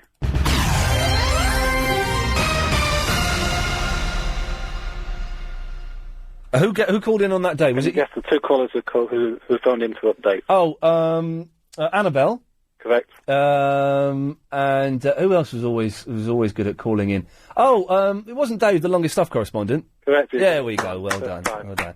By the way, Yasser should be calling us tonight to sort out his 15-minute slot every week. I thought he blew it last week. You talked to who? You said Yasser blew it last week, didn't he? Yasser did blow it, but we may have. If he calls in tonight, we may be able to reach a turning point in the negotiations. Marching is supposed to be 15 minutes instead, isn't he? Well, yeah. Do you know what? To be honest, I'm not sure Marchin has really got the balls to carry it off. You know, he needs someone who's either got cojones or is a little bit mental. Now, I'm not going to say which category Yasser falls into, but he's definitely one of those categories. One other thing that was a brand new feature on that day. Yes. Was Agent Chris's one word on the street? Have you still got that jingle? I don't think I have. Oh, hang on a minute. Let's have a look. It might be under music filler. What was music filler? I put it under. Do you know? I don't think I have got that anymore. Oh, hang on a minute. Is it? This is my favourite caller. No, that wasn't it. Caller is allowed to stay on air No, for you're not. 8.5 minutes. You're not. That was me just firing that. LMN. Oh, let's try one word on the street. Maybe it's there. My name is Alfred. No, that's not it. No, we haven't got it. There's only one Iain Lee. No, that's not it. No, we haven't got it, I'm afraid. I recorded that. That was me double tracking myself. Anyway. I got a geeky thing that probably no one else would call in about. Oh, yeah, let's have it. Remember, just before the 3:30, 4:30, and 5:30 news, you always used to have a 1 minute little bit. Just, you had the adverts, and you had... Then we came back, and we only stopped this like about 2 months ago when I realised that nobody else did it. And I said to Chris and Helen, I said, are we allowed to, or maybe Alex, I said to someone, are we allowed to get rid of the that little break and just have the adverts go up to the news? They went, yeah. I said, well, why don't we then? Because it's a really awkward bit, and I didn't know that I was allowed to, and I've had that for about, it was almost a year and a half. But yes, we still had that. Well, I actually, when Nick Abbott was sitting in for you sometime last year, he complained about it. Right. And then the next time he was on, they didn't have it on. Yeah. But when you came back, they had it on. They had it on, yeah. Well, because I tell you why, because Chris has got his backside, his tongue so far up Nick Abbott's backside. Even back in 2006. Oh, yeah. Oh, well, he was flirting with him then, I think. It's shameful. But yeah, go on. So that you were just pointing out that we still had that, were you, or was there something else? Yeah, I was pointing out. Yeah, you had that. I wasn't sure whether. Yeah, by the sounds of it, you weren't too keen on it. Even then, I remember mentioning it to Alex once, Lady Alex, and Alex said, "Oh no, you need to have it." This was it. He said, "You need to have it because the advertisers have paid more to get the prominence of having it separate from the news." I remember going, "Oh, okay, all right," and I thought, "Well, no, that's nonsense, surely." Richard, I've got to go. Thank you for that. Okay, cheers. Good fella. There we go. 0870 90 90 973. He's a member of the Pod Club, if you're interested. Can we get that new email set up this week, please, Chris? And I want proxy on it. I want us both to have proxy on it. And we'll sort that out. And the request is in. Well, can you get it sorted? How long does it take to set up an email account? Usually about a week. Well, when did you put the request in? Last week. Okay, so why isn't it set up now? Oh, because we're waiting for Mr. Hooker. To do what? Pull his thumb out of his back. Come on, let's do it. Come on. Woo! Did I just say that about Mr. Hooker? I'm so sorry. I am so sorry. I'm clipping that and sending it. No, don't. No. Do this now. It's the Travel News now, isn't it? Thank you very much. The Blackwall Tunnel is still... Good evening. So, just remind me, Yasser, what was it you wanted to say to Ian? You're not on the air? Well, you're not. And coming up later on in the show, we'll be having a nice cup of tea and talking about stuff. Sorry, Yasser? Well, you're not on the air. We'll go and check again. I'll go and put the radio on. And coming up later on in the show, we'll be having more of your calls about diaries and caretakers, which should be a lot of fun. And you're not on the radio. Right, OK, well, you're not. But this isn't Ian. No, it's not. Okay, you're on the radio now. Okay, right. So what I'm going to do is I'm going to mark you for callback. Hello? Yes, I'm still here. Good. Going to mark you for callback, and then Chris will phone you back later. Fine. So just hang up then. Well, no, because I've got to press this button. Hang on. Oh, hang on. Press that. Mark for callback. Yeah, you can... what have I done? You can hang up now. All right, bye. Bye. He blew it last week, Helen, because I offered him this 15-minute weekly slot. And he had this one... what was his demand? I can't remember what his demand was. But anyway, he phoned up, and I said, do you want... We basically had a row. And I said, do you want this slot or not? And he went, no! And slammed the phone down. And, Anyway, right, sorry, that's enough of that. Let's, go back. Sorry, I was just... Chris has gone off to make a cup of tea. I've got such a dry mouth. Right, OK, so we'll sort out the Yasser saga a little bit later on. Meanwhile, it's Claire in West London. Hello. Hello, Claire. No, I was just ringing in to say Charles Bronson was in the Great Escape. He was, wasn't he? He was. I think he was one of the ones that got away in a boat at the end. Yes, and was he Italian? Yes, he was. Yeah. OK, well, thank you for that, Claire. Sorry? Thank you for that. No problem. Cheers, there we go, you see. 0870 90 90 976. No, you can't criticize. Someone's saying that Peter Criss someone's saying about Peter Criss being a Christian. Hey, I don't really dig all that scene, but I don't think he was ramming. He wasn't ramming Jesus down our throats. I don't think, which it would have been uncomfortable. Just saying that's what he was into, and that's fine. If you've just tuned in, you missed Peter Criss, the drummer from Kiss, on the show. Barry. Hello, Ian. How are you, mate? I'm all right, thank you. Yeah, I'm meaning about Charles Bronson, The Great Escape as well. Oh, yeah? Yeah, his name was Danny in it. Yeah. And he was Polish. He was Polish. And he was the digger. He was the digger fellow in it, but the night of the escape... He gets trapped in the tunnel? No, he became claustrophobic. He bottled out of it. Yeah, he did, didn't he? Yes. He was a bottler. He never even went down the tunnel in the end. He bottled it. What a Bronson the bottler, we all call him. Exactly. What a bottler. He never escaped. He was just the bottler who stayed behind. Well, Barry, listen, thank you for grassing up Bronson for being a bottler. It's all right. Cheers, mate. There we go. The phones have gone mental here. Hang on a second. Let's try this one. Line 9, you're on the wireless. Hello. Hello, you're on the air. Yeah, I'm rather incensed today. Why is that? Really rather not. Why are you frankly I was incensed? walking down the road, right? Yes. And these two women that were dressed in drapes or whatever, they give me and my daughter dirty Whoa, hang on a second. When you say dressed in drapes, what do you mean? They were wearing curtains? Well, yeah, because I used to work in a curtain shop and I was a draper's assistant, and they did look like that. Well, what were they actually wearing? Drapes. No, well, they weren't wearing drapes, were they?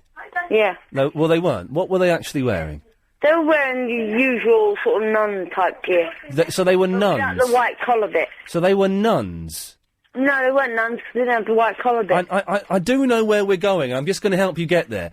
What? No. Yes, okay. What were... But I'm really horrified that they had the attitude to No, glare at me when I was- Vicky. Don't say my name, Ian. Well, no, I'll say your name. Cheers, Ian. Yeah, well, cheers, Vicky. Now, calm down and shut up for a second, you stupid woman. I know what you're avoiding saying, so why don't you just say it? Why are you exposing me, Ian? What do you mean exposing I'm part you? of your show and you've just not said my name. Well, you phoned up, exactly. I say everybody's name. But they were violent looking. They were violent. To them. They were violent looking. Vicky, what were they wearing? The usual. What does the usual to me means jeans and a t-shirt? No. They were wearing the old, you know. The usual for who? Oh, forget it. No, Vicky, let's not forget it. Yeah, well, no, let's not forget it. I'll call her back. She must have put the phone down by mistake. I know where we're going with this, and I want her to say it.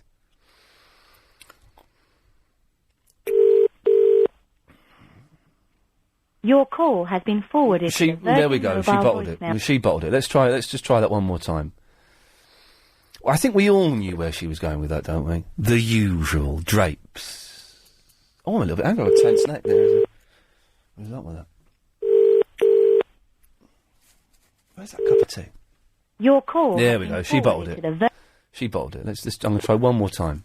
Just give her the chance to defend herself. But you expose me by saying my name. I say everybody's name.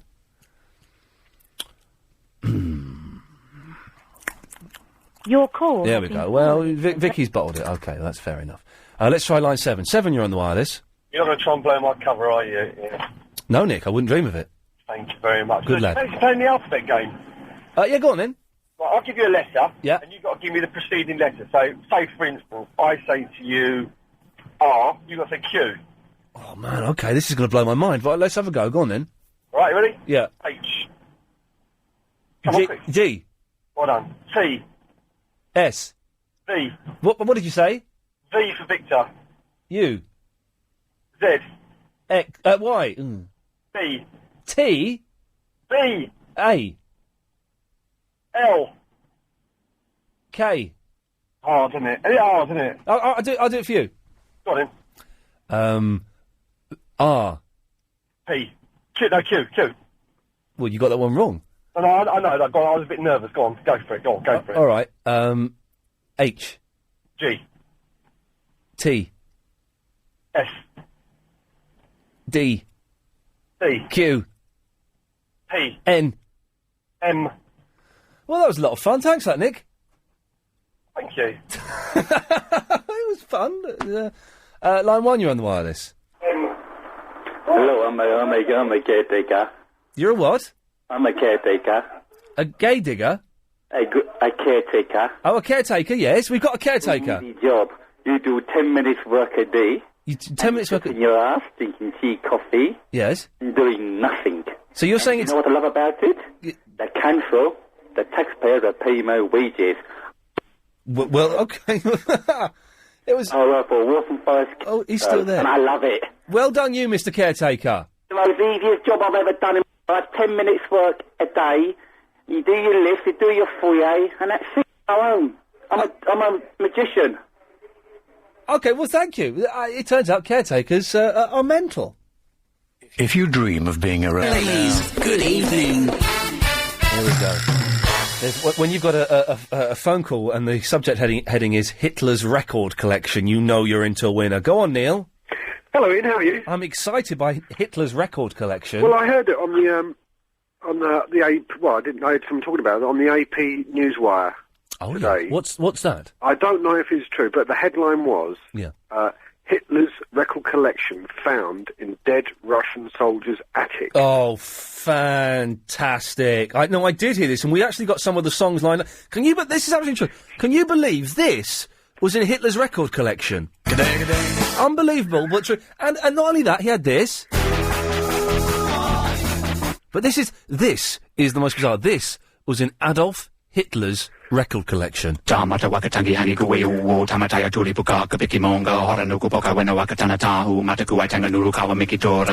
they know they were Hitler's records? Had he written his name? I don't know. That's it. I rang you to see if you could Google it live. Did he do what my mum used to do on Beatles records and write her name on the label? And write I Heart Paul. Apparently there were quite a few Jewish artists in there as well. Oh, but hang on a second. He used to... Oh, that Hitler! That's very... They were found in a dead Russian's house? Well, apparently, that's what I've heard, yes. I don't know if it's a hope. It might be, but I've just heard that quickly. You know that they're going to release... If that's the case, they're going to release a Hitler special iPod. You know they get, like, U2 iPods? Best of. It'll be the best of. Well, there'll be a record. Hitler, you know, there's Alan Titchmarsh's got records out. Yeah, the classic Hitler's favourites.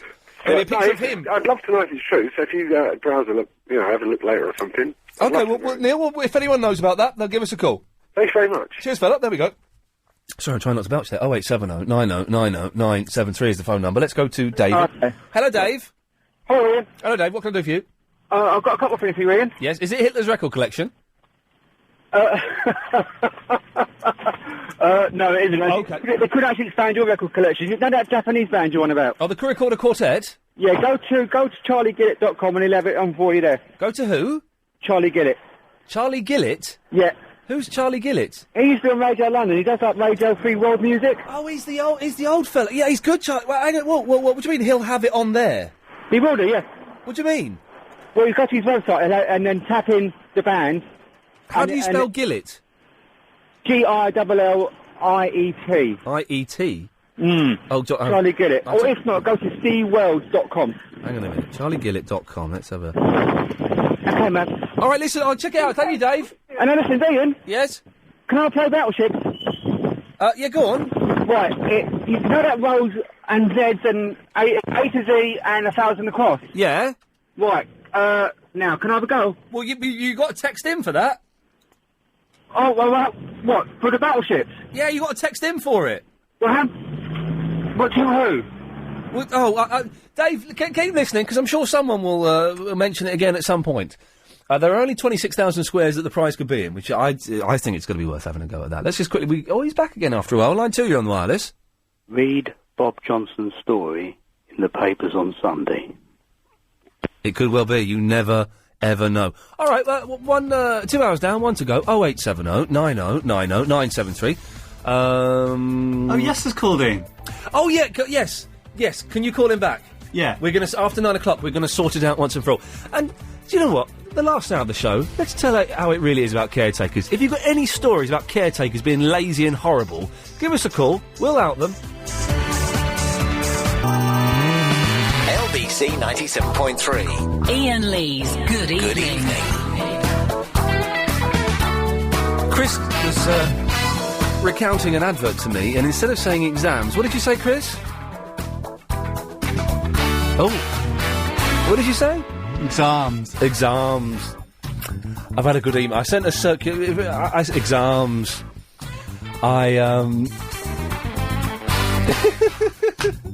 Brilliant. I sent an email to everyone in my email folder. There's about 1,600 people, and that's basically pretty much anyone who's ever sent me an email saying, a little bit desperate, can you be my MySpace friend? Because I don't know if you've known this, but I've closed my MySpace down, then I reopened it. And I've got no friends on there. At myspace.com/The Real Iain Lee. If you were a friend, you're probably not now. So do come and join again. I have less friends than Verinda and Yasser, probably. Anyway, Brian Haven writes, thanks for the email. He spelt thanks, THANXS. That's double craziness. Thanks for the email. As my IQ exceeds double figures, unlike the retards who listen and phone your programme, I regret I cannot tand to listen, spelt wrong, to the total utter drivel you broadcast in the name of so-called entertainment. You are, however, to be congratulated in being able to make a good living out of broadcasting such total, utter drivel and trash, even worse than colleagues Nick, Mr. Obesity, Bloto, and Brown Nose O'Brien. Best wishes, Brian Haven. And he's got a website, vegancampaigns.org.co.uk. Vegan campaigns, ladies and gentlemen. He works for Vegan Campaigns. Well, I'm just going to write back to him and say, hang on a second. Hi, Brian. Thanks for the response. Just to point out, you spelt thanks wrong, and also stand and also listen. Just thought a man with your great IQ would like to know that. All the best for the future. Lots of love, Iain Lee. P.S. Good luck with the veganism. There we go. I know it's childish, but come on, for goodness sakes. Anyway, right, Paul is in Hornsey. Hello. Hello, Paul.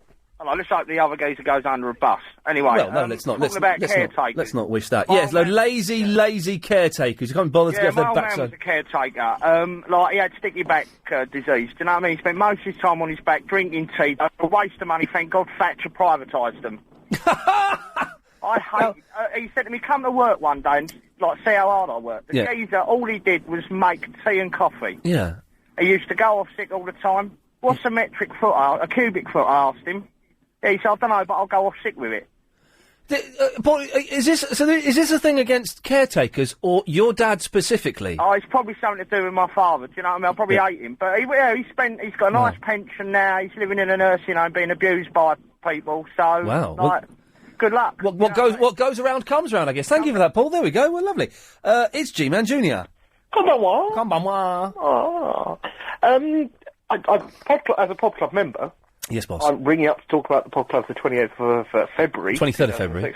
28th. Is it the 28th? It's the 28th, yeah. The twins, Dr. Khan. No, it's the 23rd we've got. No, 28th. Chris, can you get that email up again? 28th is what you advertised. It's what? It's one of the ones at the bottom. Definitely 28th. I've got it on the. It's not one got of it on my iPod. But it says it's 23rd is what we got written down. Oh, no, it don't matter. Well, it's one of... Anyway, it's the twins one. Anyway, it's the one named Twins. It's the right one. Yeah, can you go to the LBC website, Chris, and have a look and see? It would be worth checking, but I'm fairly sure it's 28th. That's what I put on your Facebook site, so... Okay. To let the people know. We might ask that money back. Oh, no, it is the 28th. All right, yeah. All right. And obviously promoted something called Shindiggery, but... Yeah. Shindiggery. Oh, yeah, by the way, yes, go to iTunes, type in Shindiggery, or... go to ianlee.libsyn.com and have a little look. Anyway, yes. Yes, it's interesting. It's interesting. It's interesting. You're right, it's a good show. Yeah, but... Again, well, no, the but is, it's still strange not hearing Chris. But you do get Chris's word on the street. One word on the street. Oh, yeah, what was his one word on the street that day? He asked a man in the newsagents about does he like Iain Lee and something about politics. Yeah, that fella's funny in that newsagents. It was strange to not hear, and it's strange not to hear music. Yeah, we didn't have that much really in those days. And you had like the intro music, you know. Yeah. But you didn't play there's nobody ringing up playing Beatles tracks down the line. No, now I can't stop playing this stuff. It's all to the point where I keep continually get told off. But I really don't care. Did you have your iPod with you in those days? No, I didn't. I've only recently worked out how to plug it in. So that's very good. There's a little lead here that we plug in. That's very good. Marks out of 10 for the show, please, G-Man Jr. I would say that's got to be at least a 7. A 7, fantastic, good stuff. So I don't want to give too high a mark because obviously there's quite a lot I haven't listened to. No, there's some... I only started listening around July last year, so I've got quite a lot to catch up on. And through the pod club, let's hope I do. G-Man Jr., thank you for that. I've got to go because there's someone who doesn't call very often these days. It's a shame because although she sounds like a bloke, she's actually quite hot. It's Habiba. Hello, Ian, I'm back. Back from where? Back from Not Funny Me for 4 months? I went to India for a holiday. How long for? 6 months? No, I rang you before I left, actually. Oh, okay. No, I went for 2 weeks. Okay. And I had a lovely time, and it was fantastic, and now I'm back, and I've been catching up on the old podcast. Where the hell have you been, is more the question. You haven't been at work for the last week or so. Well, no, I wasn't here yesterday. Yeah? And I wasn't here... I think I had a day off. I wasn't here last Friday, either. While I've been away, you've been away as well, then? Because there's a lot of podcasts missing, or you're not on them. Well, I had a holiday, and then I'm doing a little bit of filming that's going to happen over the next sort of 4 or 5 weeks. Exciting. Well, yeah, it's quite exciting. And Good. It's all busy ting and so. Hey, Yasser's getting his own slot. If we can. Why are you doing that to yourself? Well, who knows? I reckon it could be the Sony. This could be. I need to ask you something. I swear to God, I heard G-Man on the radio doing a slot like almost every day last week, or at least twice. He was in for a work experience last week. Yeah. You're glutton for punishment. You're mad. Yeah. You think we're all fruitcakes. You invited the 2 worst people. All you need is Verinda, and that's it. You've topped it. Verinda stopped calling for ages, and he's only just started calling in again. Yeah. Why? What's his issue? Is he trying to pull a Yasser? I bet Verinda would love to pull a Yasser. Oh, God, that's a dirty laugh you've got there, Habiba. I'm sorry. Right. You really made me chuckle. Well, Habiba. I'm glad to have you back, yes. Let's go through these topics. What topics? The topics we're talking about. I haven't been listening, go on. Well, you should. Do you have... What do you mean you haven't been listening? I always listen on podcasts because I only listen to you when I'm driving around. I don't have a radio in my house. Have you got a diary? You haven't got a radio in your house? No. How is that possible? Because I lived in America, and when I went off to America, I got rid of all my stuff, and I never replaced it. But radio, you can get a radio for $5. I know, I just don't... I should, actually. But I like listening to you on my iPod when I'm driving around out of London. OK, weirdo. So, have you got a diary? Not a personal one, we have one for work. But one that tells you what you're doing every day? Yeah, at work, yeah. OK, so that's fine. What else are we talking... Do you like caretakers? Don't really have an issue with them. My friend's marrying one next month, and he's a lovely guy. But you'd be the He's first... a caretaker at a school. He has his own little house there. I forgot you can't get a word in edgeways with a Habiba. I remember. You'd be the first to admit, though, he's a lazy so-and-so, wouldn't you? No, he's not. Prove it. Steve is not. He does everything. Apart from running his house shipshape, he also runs the school and keeps the school. It's open up. He runs his house shipshape? I don't... Wow. It's absolutely perfect. He's a very organised guy. He's a very, very busy guy. He does a lot of work. And he's not lazy at all. He doesn't sit on his bum for 3-4 hours of a day and do nothing and drink tea all day. OK. Chris, there was something else we were talking about as well, wasn't there? Helen, was there something else we were talking about today? Sleepwalking? Ever sleptwalked? No, my brother has, and tried to strangle my sister. OK. Yeah. Oh, and have you ever seen a good Charles Bronson film? No, I don't even know. I know what he looks like, but I've never seen any of his films. Well, Habiba, thanks for calling. No problem! Bye!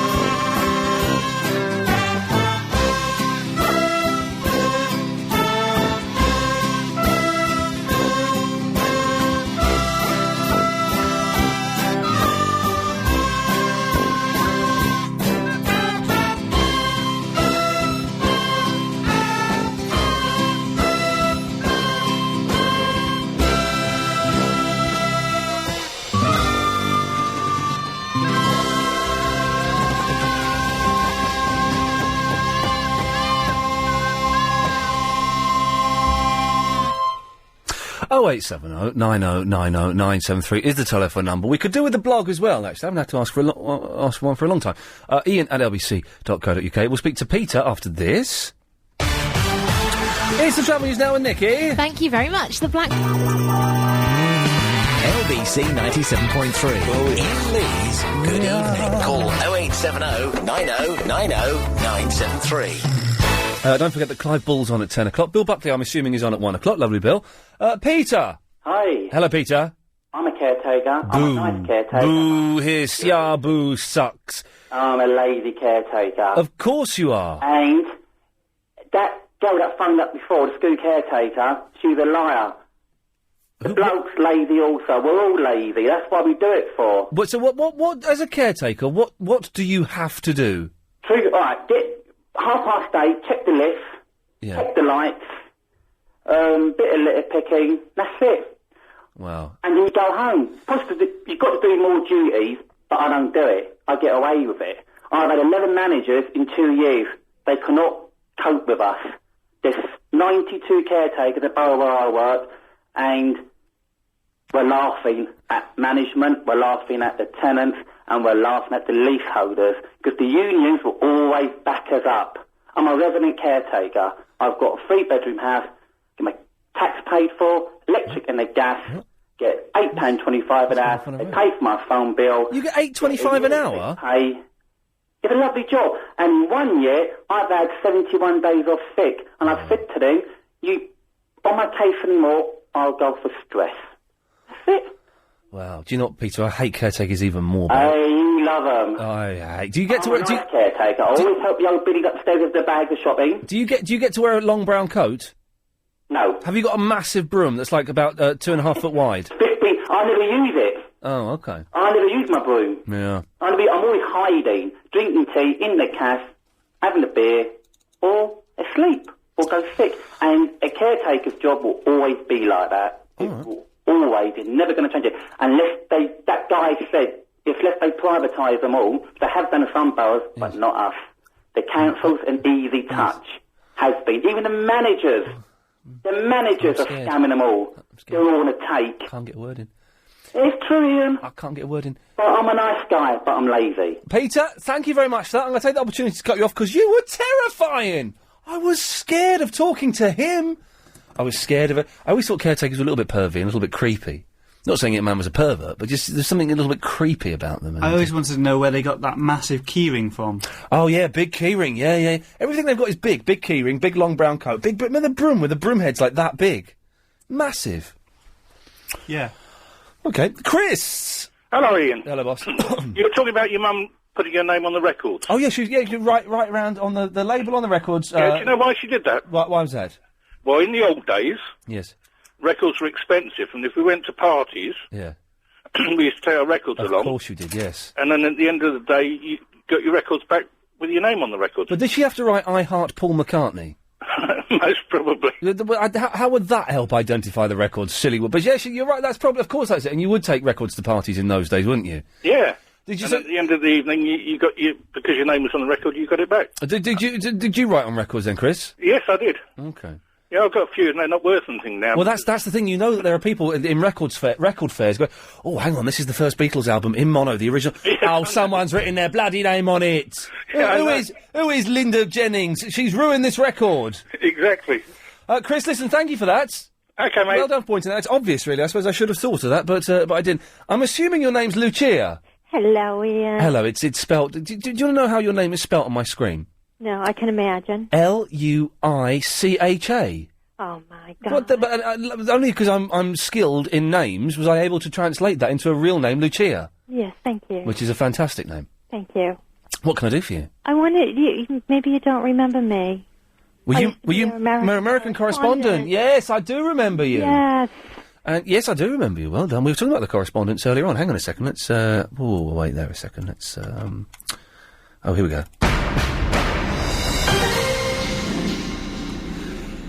Yes. Am I supposed to say something? No, if you have nothing lined up, then we'll just go. I wanted to say goodbye to Ian Lee. Why? I'm leaving. What do you mean you're leaving? Whoa, hang on. First of all, you haven't called me for about a year. I know, I'm sorry. So, to be honest, I thought you may have died or something. No, my husband did, though. No, he didn't. Yeah. No, well, do you know what? It's the second time I've done that today. That's the second time I've done that today. Oh, is it? Well, that's all right. Well, I'm sorry to hear that. When was that? Oh, well, he died a couple of months ago. Oh, I'm sorry to hear that. Can I just say, that is the second time I've put my foot in. I've got the curse. Second time I put my foot in it today. No. Well, I'm sorry to hear that. No, that's all right. Thank you. Yes. But I just wanted to... I love you dearly. Okay. I love Chris. But there's not that love isn't strong enough to keep you in this country. No. Shame on you. No. So you're going back to the States? I'm going back home. I'm going to Florida. Okay, all right. Yeah. Well, isn't Florida going to be flooded soon? No. Isn't it? I thought. Isn't Florida sinking? The Florida Keys are sinking, aren't they? No, California's sinking. Isn't Florida in California? Oh, no. Is it not? I don't. It's that side. Huh? I'm sorry? It's that side of America, isn't it? It's on the East Coast, isn't it? No, Florida's Come on, Ian. Florida's on the West Coast, isn't it? Isn't Florida on the West Coast? North, southwest, east. Florida is not on the east. New York is on the east. Well, so isn't Florida if you go down to the end, isn't it? Well, do you know, this is my whole world is turning. It's like someone is. Unless it's me. Hang on, map of USA. It's like someone actually giving me evidence that ghosts or Jesus exists. I've got this whole thing wrong. Hang on, here's a map of the USA. Let's have a little look at this. Yeah, Florida goes down the East Coast because I'm. Oh, it does. I thought Florida was down there, but that's like San Diego and stuff. You're down. Florida's there. Ian. Chris, did you know that Florida was there? Yeah. Did you? Thank you. No, I don't believe a word of it. I do not believe a word of it. Ian. That's a bit rude. What do you mean it's rude? What? Florida there. It does look like a penis. It does, doesn't it? It looks like America's penis. It does. Well, Helen pointed it out, and it does. It's very flaccid in Florida. It looks like a penis. It does. Yes, it looks like America's ding dang. Anyway, can we libel a whole country? I don't think we can. Well, anyway, I hope you have a fantastic time in Florida and everything sorts itself out as it needs to be sorted out. Thank you. I was going to ask you something, and I can't give you any money. Correspondence. What? No, is that all gone? That all went when we changed. You probably don't know this, as I'm guessing you stopped listening. No, I haven't. I listen once in a while. When we moved to the new slot, we got rid of the correspondence. Oh, you did? Yeah, some of them were a load of deadbeats and were dragging the show down. No, where are all the regulars? Was Vicky? Was it Vicky? Vicky doesn't call for some reason or another. I don't know why. Habiba just called up for the first time in months. And how about the two girls, the young girls? Annabelle. No. Who were they? The young girls. The young girls. Were they twins? Oh, the sister. I know what you mean. I can't remember their names, but no, they didn't call anymore. Oh. Yasser's going to possibly get his own weekly slot, and we're going to sort that out after 9:30. Oh. Yeah, it's sad, isn't it? Yeah. Verinda calls out every once in a while. A lot of the regulars. Do you know what? Because we moved to this slot, and this slot, it doesn't have such a captive audience for radio because people are having their dinner or are putting their kids to bed or are doing whatever, having lives, watching soaps and stuff and Big Brother. So we don't have such a big captive audience. So a lot of our audience kind of dropped off a bit, really. And okay. So no one listens to us. Is what I'm trying to say. That's not true. No, that's not true at all. It's not true. We'll find out in 2 weeks if anybody's still listening or not. And can I ask one more question? Of course you can, Lucia. Where did the Prev go? Preva? Preva. So the Prev? He was on... He went to Smooth. Yeah, all of a sudden he was gone. He was, for anyone, of course, who doesn't know who we're talking about, let's have a little reminder of who we're talking about. Salute the Prev! Salute the Prev! He got the boot from there. I believe they changed their music policy and they booted him off. Did. Someone told me he was filling in on BBC London recently, doing the fill-in slot there. But apart from that, I don't know. I'm sure he's one of those people that will turn up somewhere. Okay. He may turn up in Florida. If he does, good luck. Hey, Lucia, it's nice talking to you. I'm sorry that things have worked out the way they have, but... That's okay, Ian, I love you. Take care. And all the best. See you later on. Bye-bye. Bye. There we go. It's the second time I've done that. It doesn't matter. Yes, Jean. Hello, Ian. Hello. How are you? I'm all right, thank you. Oh, yeah, you had your idol on, didn't you? Peter Criss? No, the pop star. Peter Criss? What's his name? Peter Criss, that's it. Yes. You like him? I do like him. He's one of the greatest drummers in the world. I remember Kiss, and they wear black and white makeup on their face. They did wear the makeup, yes. Well, what's he look like without the makeup? Well, he looks like a normal bloke. Okay. With whiskers, yes. And that's a toilet. They're coming on Thursday to fix it. What, in the morning? Between 8 and 10. Oh, say, is it still blocked? Well, no, it's not blocked. The system wouldn't stop filling up, so I've had to turn the water off, and I use the other toilet. It's all right. I'm not going in a bucket or anything. Turn the water off, then? I've turned the water off in the toilet, yes. Yeah. Yes. That's all right, then. Yeah, and the new bed's coming on Friday. Fingers crossed. Bed? Touch wood, yes. Coming on Friday? Friday, new bed. Where's it coming from? John Lewis. John Lewis? John You love Lewis. John Lewis, don't you, I Ian? do like... Well, I've had 3 beds from there in the last 6 weeks, yes. Yeah, none of them are fitted. Where's Dylan? Is his chicken pox gone yet? He's much better. He's all scabby, but he's not infectious, and he's much, much better. That's good. Yes, he was, I heard him shouting. He's got a new catchphrase. My little nephew's 2.5 years old, and apparently he can't stop saying, "But Mummy, I really need it." Oh my God. Yeah, so she's having that. But Mummy, I really need it. He's 2.5. Oh, Ian, you were hanging out with Stephen Gately. Is that boys' own Stephen Gately? The boys own Stephen Gately, Were yes. you hanging out with him then? Flippin' heck, love. I was doing some filming with him yesterday. What, for a sketch show? Yeah, he's in a sketch where he pretends to be Louis Walsh's son. Oh, when's that going to be on TV then? November. What side? BBC 3. Oh, well, I won't be able to see it then. No, don't matter. So I can't get that. No, never mind. Oh. And how about Prison Break? Is that still on? No. Oh, it's finished. Yeah. Are they doing a new series? Yeah. You gonna get it? You gonna catch it? Yeah. Oh, God. Okay, Ian. Well, thanks for calling. Okay, bye. Bye. Wow. Peter. Hello. Hello, Peter. I want to talk to you about caretakers. Go on then. Lazy. I I've got a small company which employs caretakers. Yeah. And quite frankly, if I had one like the chap you had on the phone, Yes. who said I do 10 minutes work a day. Everyone said it though. Everyone has said that caretakers don't do much work. Well, there's a lot of work to do. And they've got to have some free time because they're there in case there's an emergency somewhere. Yeah. You know, you get floods and... A caretaker can't stop a flood, though, can they? As we saw in Hull.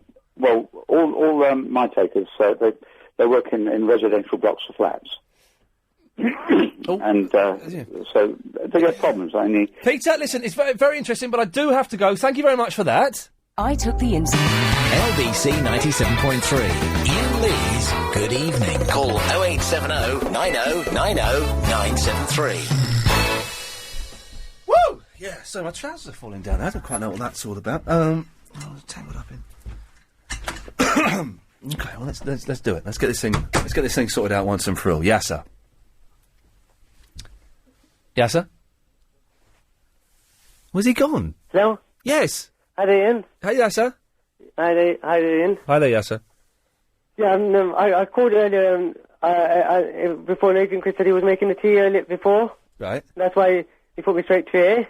Oh, okay, but you weren't actually on the air. I checked I was, actually. Okay, well, a little bit. don't just say I was, don't... Okay, yeah, you're on the air. Okay, that's fine. Nice. And the reason I'm calling today... is, are we going to sort out your slot starting next Friday?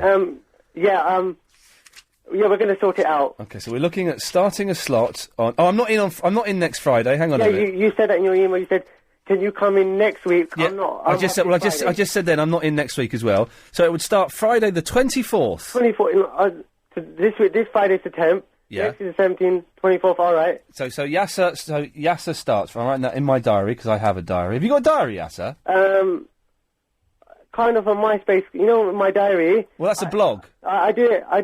No, but I write it as a diary. No, but I mean like a diary that tells you, not one of those silly diaries where, I did this, I did No, this, I have that kind of diary. But you don't have a diary that says, tomorrow I'm going to the dentist. I just, if I, on my mobile phone, yeah. I just put like it's the 8th, I've got to go here, I've got to do this. Yeah, okay. I do it via my phone, I don't do it like that, so... Okay, right, so, anyway, right, what have we got to do to sort this out?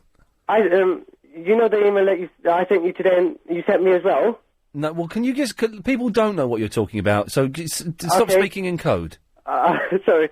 I sent you a couple of emails today, right?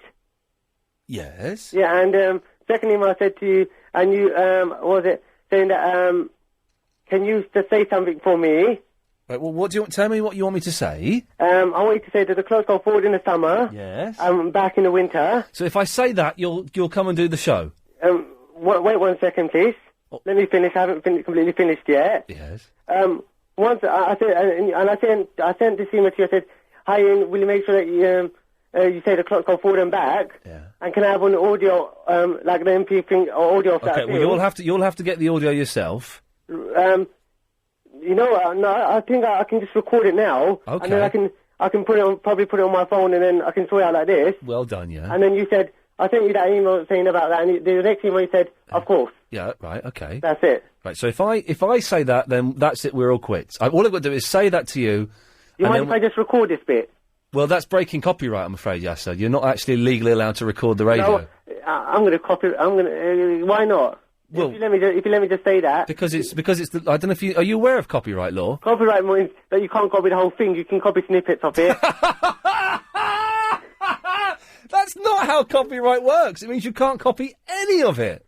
Copyright means you can't steal all of it. No, you can nick a little bit off it. Copyright, you can nick a little bit off it. That's what he said. That will be his defence in court. No, you can't, Yasser. Anything that is said on LBC 97.3 is owned by LBC 97.3. Okay. And Globotech now. All right. And they're by Richard Parks. All right. Right, so you can't record it. Okay. Okay.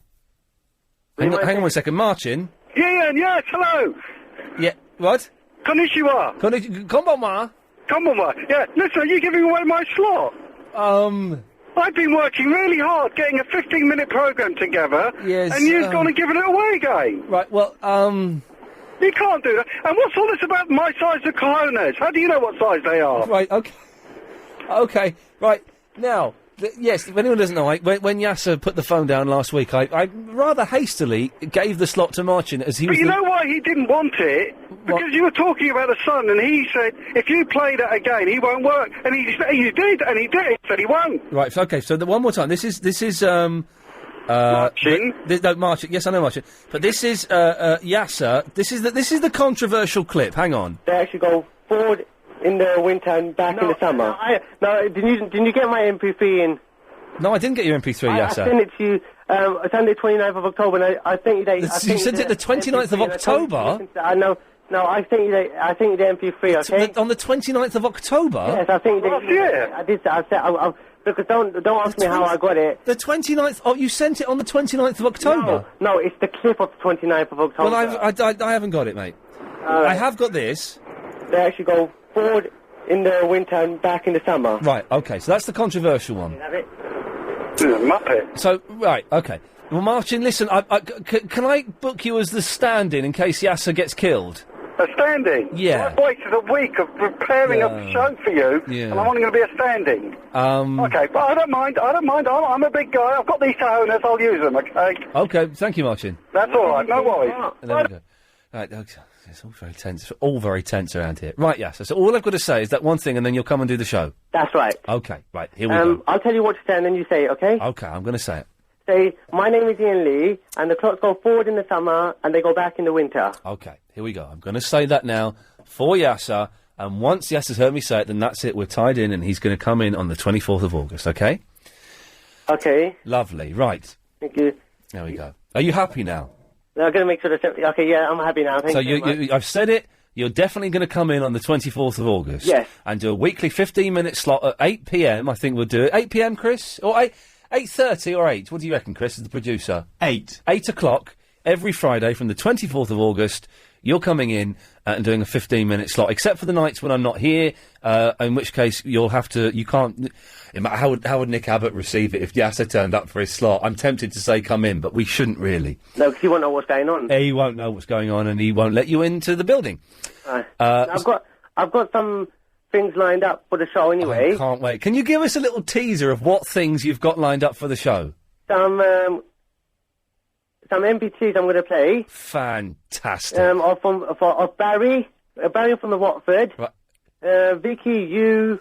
Right. That's So, you there. old bits from my show you're going to play? Some that I've... they're not... Yeah.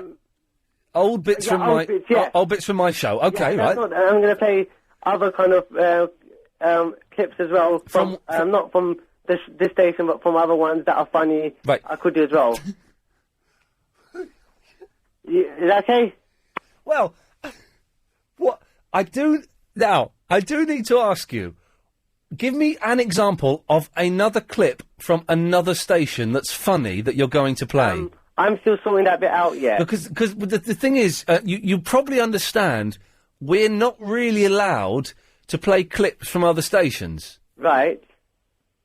You understand that? Yeah, I understand that. Well, then, so maybe we should drop that idea. All right. Yeah. Okay, that's fine. So far, all we've got is you're going to play clips, old clips from my show. Yeah, and going to take calls as well. Oh, brilliant. Okay, so people can call up, yep. Yeah, my first topic is going to be drugs in sport. Like, I think that people should be allowed to be taken... They can take drugs. That's my first topic. Can't you start tomorrow, please? It's going to be so good. It's going to be so Oh, yeah, good. why are you saying that in a sarcastic way? I'm not... Yes, this is genuinely from my heart. No. You and callers before explaining me and everything. My show. Yes, I know you don't believe me, but I say genuinely from my own heart, this is going to be the funniest thing I have ever heard in my life. Now, do you want us to get Nigel to record some jingles for you? No, I can do my own. Okay. Do you want Chris to produce you, or are you going to get some... Yeah, that's... Okay. Because I might need to sort some technical stuff. Okay. And it'll be Friday, so it'll be Lady Alex doing all the buttons. You happy with that? Yeah. Do you want to work the faders? Because I work the faders... I don't even know what that is, so... when I came in on 22nd of December last year. Yeah. I saw the screen where you take the calls. Yeah. But that's all I know. I don't know anything else. So okay. I probably have to come early just to see what. No. But I don't know what to. We discussed before. You come in for the slot, you do it, and then you go, and that's it. Okay. Okay. Okay, then bye. Bye. And then he's gone. I don't know. Sorry, did I have the tone in my voice that said the conversation's ending now? Did I? I don't think I did. It's going to be fantastic. It's going to be here exclusively on LBC 90.3, Yasser's show, Yasser's slot. He's going to play clips from old shows. He might play some clips from other radio stations that are funny. And he's going to talk about saying that athletes should be allowed to take drugs. I cannot wait for that. I wish I wasn't working the next 2 Fridays. Jackie, it sounds good, doesn't it? Oh, it sounds like it's going to be mad. It's brilliant. It's going to be. You must. Well, I don't know. Anyway, yes, Jackie. What can I do for you? Oh, Ian, I tuned in a bit late because I was training, but I heard that you were talking about the correspondence earlier. Are you a sports person? Sort of. You should be allowed to take drugs. I know, according to Yasser. According to Yasser, yes. We should be taking drugs big time, yeah. Yeah, definitely, man. Beefing up a bit. What do you mean when you say sort of sports person? What does that mean? Well, I've started to cut down a bit now. All right. I used to be quite serious with it. Doing what? Rugby? Are you a lady rugbyer? No, but it's combat sport, yeah, but not rugby. Oh, kickboxing? No. In fact, I don't think you'll be able to guess, actually. Judo, karate? No. Fencing? Yeah. Yeah, well, I guessed quite easily. You did. Can I just say, there's something very sexy about a fencer, the fencer in the full gear with the mask on. You're going, oh, that fencer's very good. Then they lift the mask and you go, oh, and that fencer's a woman. That is sexy. Because it's quite a sexless outfit. Then they lift the thing, you go, oh, she's a woman. Why do fencers have to have that little? They have like an elastic on their back, don't they? Oh yeah, that's just to register hits when they're fencing, when they use electric equipment. Oh, okay. Anyway, go on. Right, so correspondence, yes. Yeah. I think. Oh, Ian, you should bring correspondence back. Oh, really? Yeah, I know you're the podcast thing, but I don't know. I'm not sure. It's kind of. I heard a bit of it the other day, but it's just not as good as the correspondence. So I really think you should bring that back. You think we should? Well, do you know? Well, maybe we could have a week. Maybe we could have a week in September because Chris is away for a bit and I've got some time off. Maybe we'll have a week in September where we have a correspondent week, and we see. We do it for a week and then we talk about it at the end of the week. That's a good. Yeah, that's a go. That's a good idea. I'm going to write that. Chris, when are you back up from your holidays? Back to work, I mean, not back in the country, you muppet. First week of September. First week, right? I'm going to write that down. So that's okay, right? So I'm going to write down. September. Sorry. First week of September. Yeah, I know. I heard him. All right. So are you saying that'll be the week? That's going to be the week. Correspondent week. It's in the diary. Very useful. You see. Okay.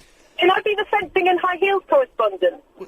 Oh, did you say fencing in high heels? Fencing in could be, or fencing and high heels. But fencing in high heels works as well. Man, I'm gonna. Yeah, right. Okay. So hang on. I'm gonna write somewhere. So Jackie in Maida Vale is. Oh, I'm not in Maida Vale now. I'm in Dulwich now. Oh, well, it doesn't matter. Fencing in high heels correspondent. Is this in your diary? Yeah. It's in my diary. My what? What? Is this in my what? He's talking to me. Oh, blimey, she's deaf. Jackie, I've got to go. Thank you for that. Thank you. Good work. 0870 90 90 973. Last 15 minutes of the show. Time for this. Sorry, I'm reading an email, Nikki, as I was about to say. It's Nikki with the thing. Thank you very much. The Blackwall Tunnel is still closed. Please, good evening. Yeah, I mean, both Helen was saying, right, where you go, back you go, and we just sat there, and Chris sat there. There'll be ads in a minute, and there were no ads, and Helen, you have every right to feel smug there, because we were ignoring you, and I'm sorry about that. Right, the last 15 minutes of the show. 0870 90 90 973. Clive's on at 10 o'clock. Yes, let's go to Angus. Hello, Angus. Hello, Ian. Hello. I was a caretaker for 3 years. Okay. I sleep in my van now. Why do you sleep in a van? I got bored with caretaking. Right. So, I'm looking for someone to buy. And some idiot tried to break into my van when I was asleep the other night. Did he get a fright? Did he? Yeah, and then he jumped on his bicycle like a coward. What a... Head as fast as his little legs could carry him. What a coward. I went, yeah, terrible. Do you have a bucket in the van? As good as. It's all right. I have to have the boot open for ventilation. What's as good as a bucket? Well, we don't need to go there, do No, we don't. A box? we? We don't need to go there, do we? A bottle. Okay. A milk carton thing. And I got a mattress. I got all my stuff. It's just a matter of, a few weeks before I find somewhere to buy. Well, Angus, best of luck finding somewhere. Cheers, mate. And thanks ever so much for calling. Cheers, mate. Cheers, mate. See ya. Bye. He was very, very funny, wasn't he? Peter's in Wandsworth. Hello, Peter. I'm the real Peter in Wandsworth. I'm not a caretaker. No, you're not a caretaker. You're a town crier, sir. What I'd like you to do is put an animal health warning out every time that woman with the shrill voice comes on, because my Cocker Spaniels went absolutely bananas. Oh, man alive, my ears are... my left ear is actually bleeding a little bit. The dogs are actually howling at the radio. Yeah, it's what I rang you up for, to check what it is from you, I got an email today saying you're now back on MySpace. Ah, yes, I am. I did. That was me. I sent that to everyone in my address book, so it was a little bit haphazard. And I've had a lot of people have changed. I've had about 50 email address doesn't exist anymore. I've had one woman email back saying this is my husband's email. He's sadly passed away recently. Oh dear. Yeah, I know. So I've had a mixed. It's an interesting thing to do, to send a blanket email to everyone in your address book, because you get some really interesting responses back. And the last thing is, I'm intrigued. Are you now going to give up the radio and run a bed and breakfast? Why have you bought 3 beds in the last 3 weeks? Well, because the first bed I bought, the mattress couldn't get the mattress up the stairs. Right. So I sent that back. Second bed I bought, got the mattresses up because it was 2 separate mattresses, and the base of the bed were 2 separate bases you joined together. Right. Couldn't get the base up the stairs. So the third bed is coming on Friday, and fingers crossed it will fit. Now, something to blow your mind. I'm not quite sure I should say this on the radio. Wow. But if you buy the South London Press and turn to page 2... Yes. A gentleman this week was admitted to St Thomas's Hospital with his penis stuck in a fizzy drinks bottle, the Mine bottles. Isn't that wonderful? What? It's in the South London Press today. Well, answer this as delicately as you can. For obviously, we still have young ears listening, particularly at half term. What was he doing with it in there? Was he trying to? I haven't got a clue. That's why I rang you. I thought you might have some idea. Well, he was trying to relieve himself one way or t'other. I just in a small drinks bottle. Well, hang on. Let's stay there. Let's find out. Line 1. Any idea what that guy was doing? It wasn't Bob Johnson, was it? It was now. Try and get a copy of the South London Press. It's on page 2. Peter, I will do. Thank you for that. Cheers, bye. There we go. He has been walking funny recently, Bob, hasn't he? So, if you want to find out, you can phone up Bob Johnson. He's Crazy Bob is his birth name, and produces Clive Bull Show. So he'll be on after. Is that my stomach? I was at my mum's today, and we had to get the district nurse round. And my stomach was made. I've never heard it make so much noise. So I was trying to talk to this woman, and I was going, I'm so sorry. And I was trying to control the noise my stomach was making. I was really trying to tense it and push it out and relax and do all this stuff. And of course, it's one of the few things in your body, well, one of many things, I guess, in your body you have no control over. And I couldn't control it. So I said, I'm really sorry, I'm going to have to go and have some toast. Can I come back in a minute? I have to go and eat something. Anyway, Nesh is next. Hello, Nesh. Hi, Ian. How are you? I'm all right, thank you. Mate, great show. You know, I was thinking about this, you know you've got new management now? Yeah, Globotech, yes. Yeah, why don't you should just play them all the podcasts from the old, the Drive Time show and pretend that we're doing that now instead of this rubbish. Is that what you mean? Do that just so they realise. I'm sorry, but it was so much better then. No, I don't get angry by that. I can only agree with you, Nesh. You know what I mean? Yeah. Just like show them how it was. So to try and keep our job, this is what we were doing a year ago. What, this? No, it wasn't. No, this. Oh, well, yeah. I'm pretending I'm holding an old show. I bet you had more listeners than Paul Roster. Well, I don't know. I don't know. Well, I do know, but that's not really for me to say. We'll find out. We'll get the listening figures in 2 weeks. So we'll see. It's Dr. Marcus. Good evening, Ian. Good evening, Dr. Marcus. You're the subject of this week's Pod Club. Yeah. So I've been hearing. What's all this about? Well, it's the Pod Club. Have I come top, yeah? In what? The top podcast or something. You've lost your English accent. Have you been spending time in Scotland? Briefly. But anyway, look, listen, I'm sorry about that last time I phoned up. I hadn't listened for ages. Right. Just switched on. Yes. And it didn't sound that good. But hey, it's sounding great. Okay. But no, you didn't. But basically, people are listening to an old show where you're talking to Dr. Khan about twins. And is that the most popular podcast ever? No. No. No. It's a good show, though. Why is it getting so many mentions? Because that's the subject of the Pod Club. Each week we have a different podcast that we listen to. Right. It's like a book club, but for pods. Yeah. Yeah. Anyway, Yeah. I just want to make the peace, really. If any peace needs to be made. Peace? No peace need be made here, sir. You know, but Peace be upon you. Sounding, you know. It's sounding a fair rate of knots. adequate. It's adequate. Keep up the good work. Thank you, Dr. Marcus. Bye-bye. Bye-bye. What a lovely sombre moment there. Betty! Hello, at long last. At last. Hello, stranger. Hello, Betty. I knew you were away Friday, Yes. so I just wished Chris happy weekend. Happy weekend. And I knew you were away yesterday. Yeah, and I've sent you a letter. I'll go. And I'm not a caretaker, No. but I've never, ever had a diary. That's why I could ring. How could you survive your 98 Because years? I've got a brain as sharp as a needle. I know everybody's phone number, 11 digits all by heart. I don't have to do them. Okay. Well, Yeah. Betty, it's good to know that it's all working. Yeah. Yes. And how are you? I'm all right. Tired. I I'm know very you tired. had a lovely day Saturday. You'll see in my letter. A letter's gone off today. Okay, brilliant. Well, Betty, listen, I've got to go, but thank you for that. I'm sorry it's brief. I know, I've waited since 8 o'clock. Yeah, it's been very busy tonight. Yeah, I know, that's what Chris said. Yeah, he's alive. Anyway, good night. See you later, Betty. Bye-bye. Need help quitting... We've got line 11. Hello, line 11. You're on the wireless.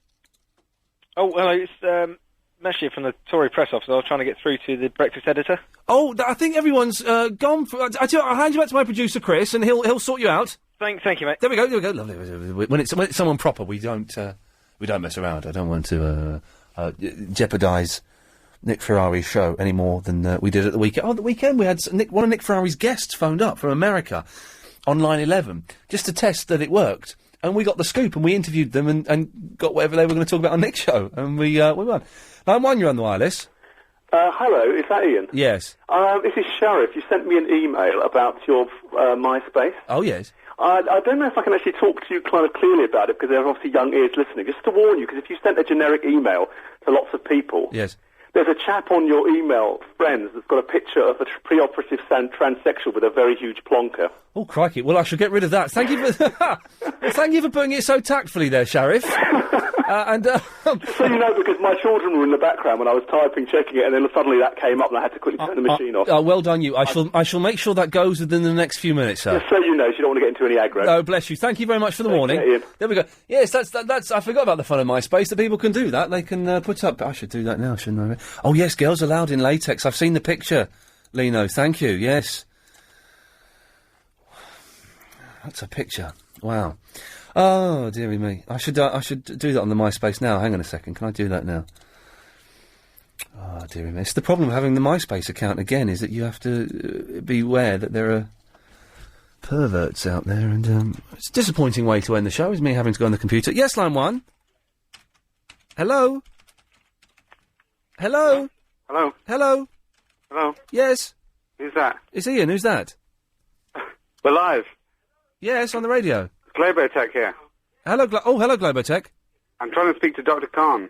But Dr. Khan hasn't called in for a long time. I'm pre-op. Well done. Wow. Time to go, I think. If you missed the show today, it sounded a lot like this. Did you have to go on TV in the 80s and say you hadn't died? Black Diamond! Oh, then there's 2 recorders. They're doing harmonies. Oh, no. What's going through your head when you're playing this? Just joy. Just joy, just so beautiful. You're so beautiful, girl. You got me suicidal. A little bit of clarinet comes in. They're just showing off now. But he said gazoo. When the night is dum-dum. No, it's not rising. You don't know what it is. The moon rises. Under the boardwalk. We can do that. There we go. You know, I noticed that when Nick Abbott's in... Yeah. Come on now. I'm pressing my F5 rapidly. That's me, Have you ever slept what, Chris? Once. Okay. Do you want to tell us why? I walked into my mum's bedroom, and then she took me back to bed again. Still funny. And you're not on the radio. Right, okay, well you're not. But this isn't Iain. No, it's not. Okay, you're on the radio now. Okay. There we go, not that bad, really. It's not bad. Some good bits and pieces. Clyde Ball's up next. Stick around for that. 0870 90 90 973 is the telephone number to give him a call. I'll be back tomorrow at 7. Is there something else I should say? So nice to have you back, Helen. Good to have you on board. Thank you very much, Chris. Yes, no, we'll leave it there, shall we? Thanks very much. Bye-bye.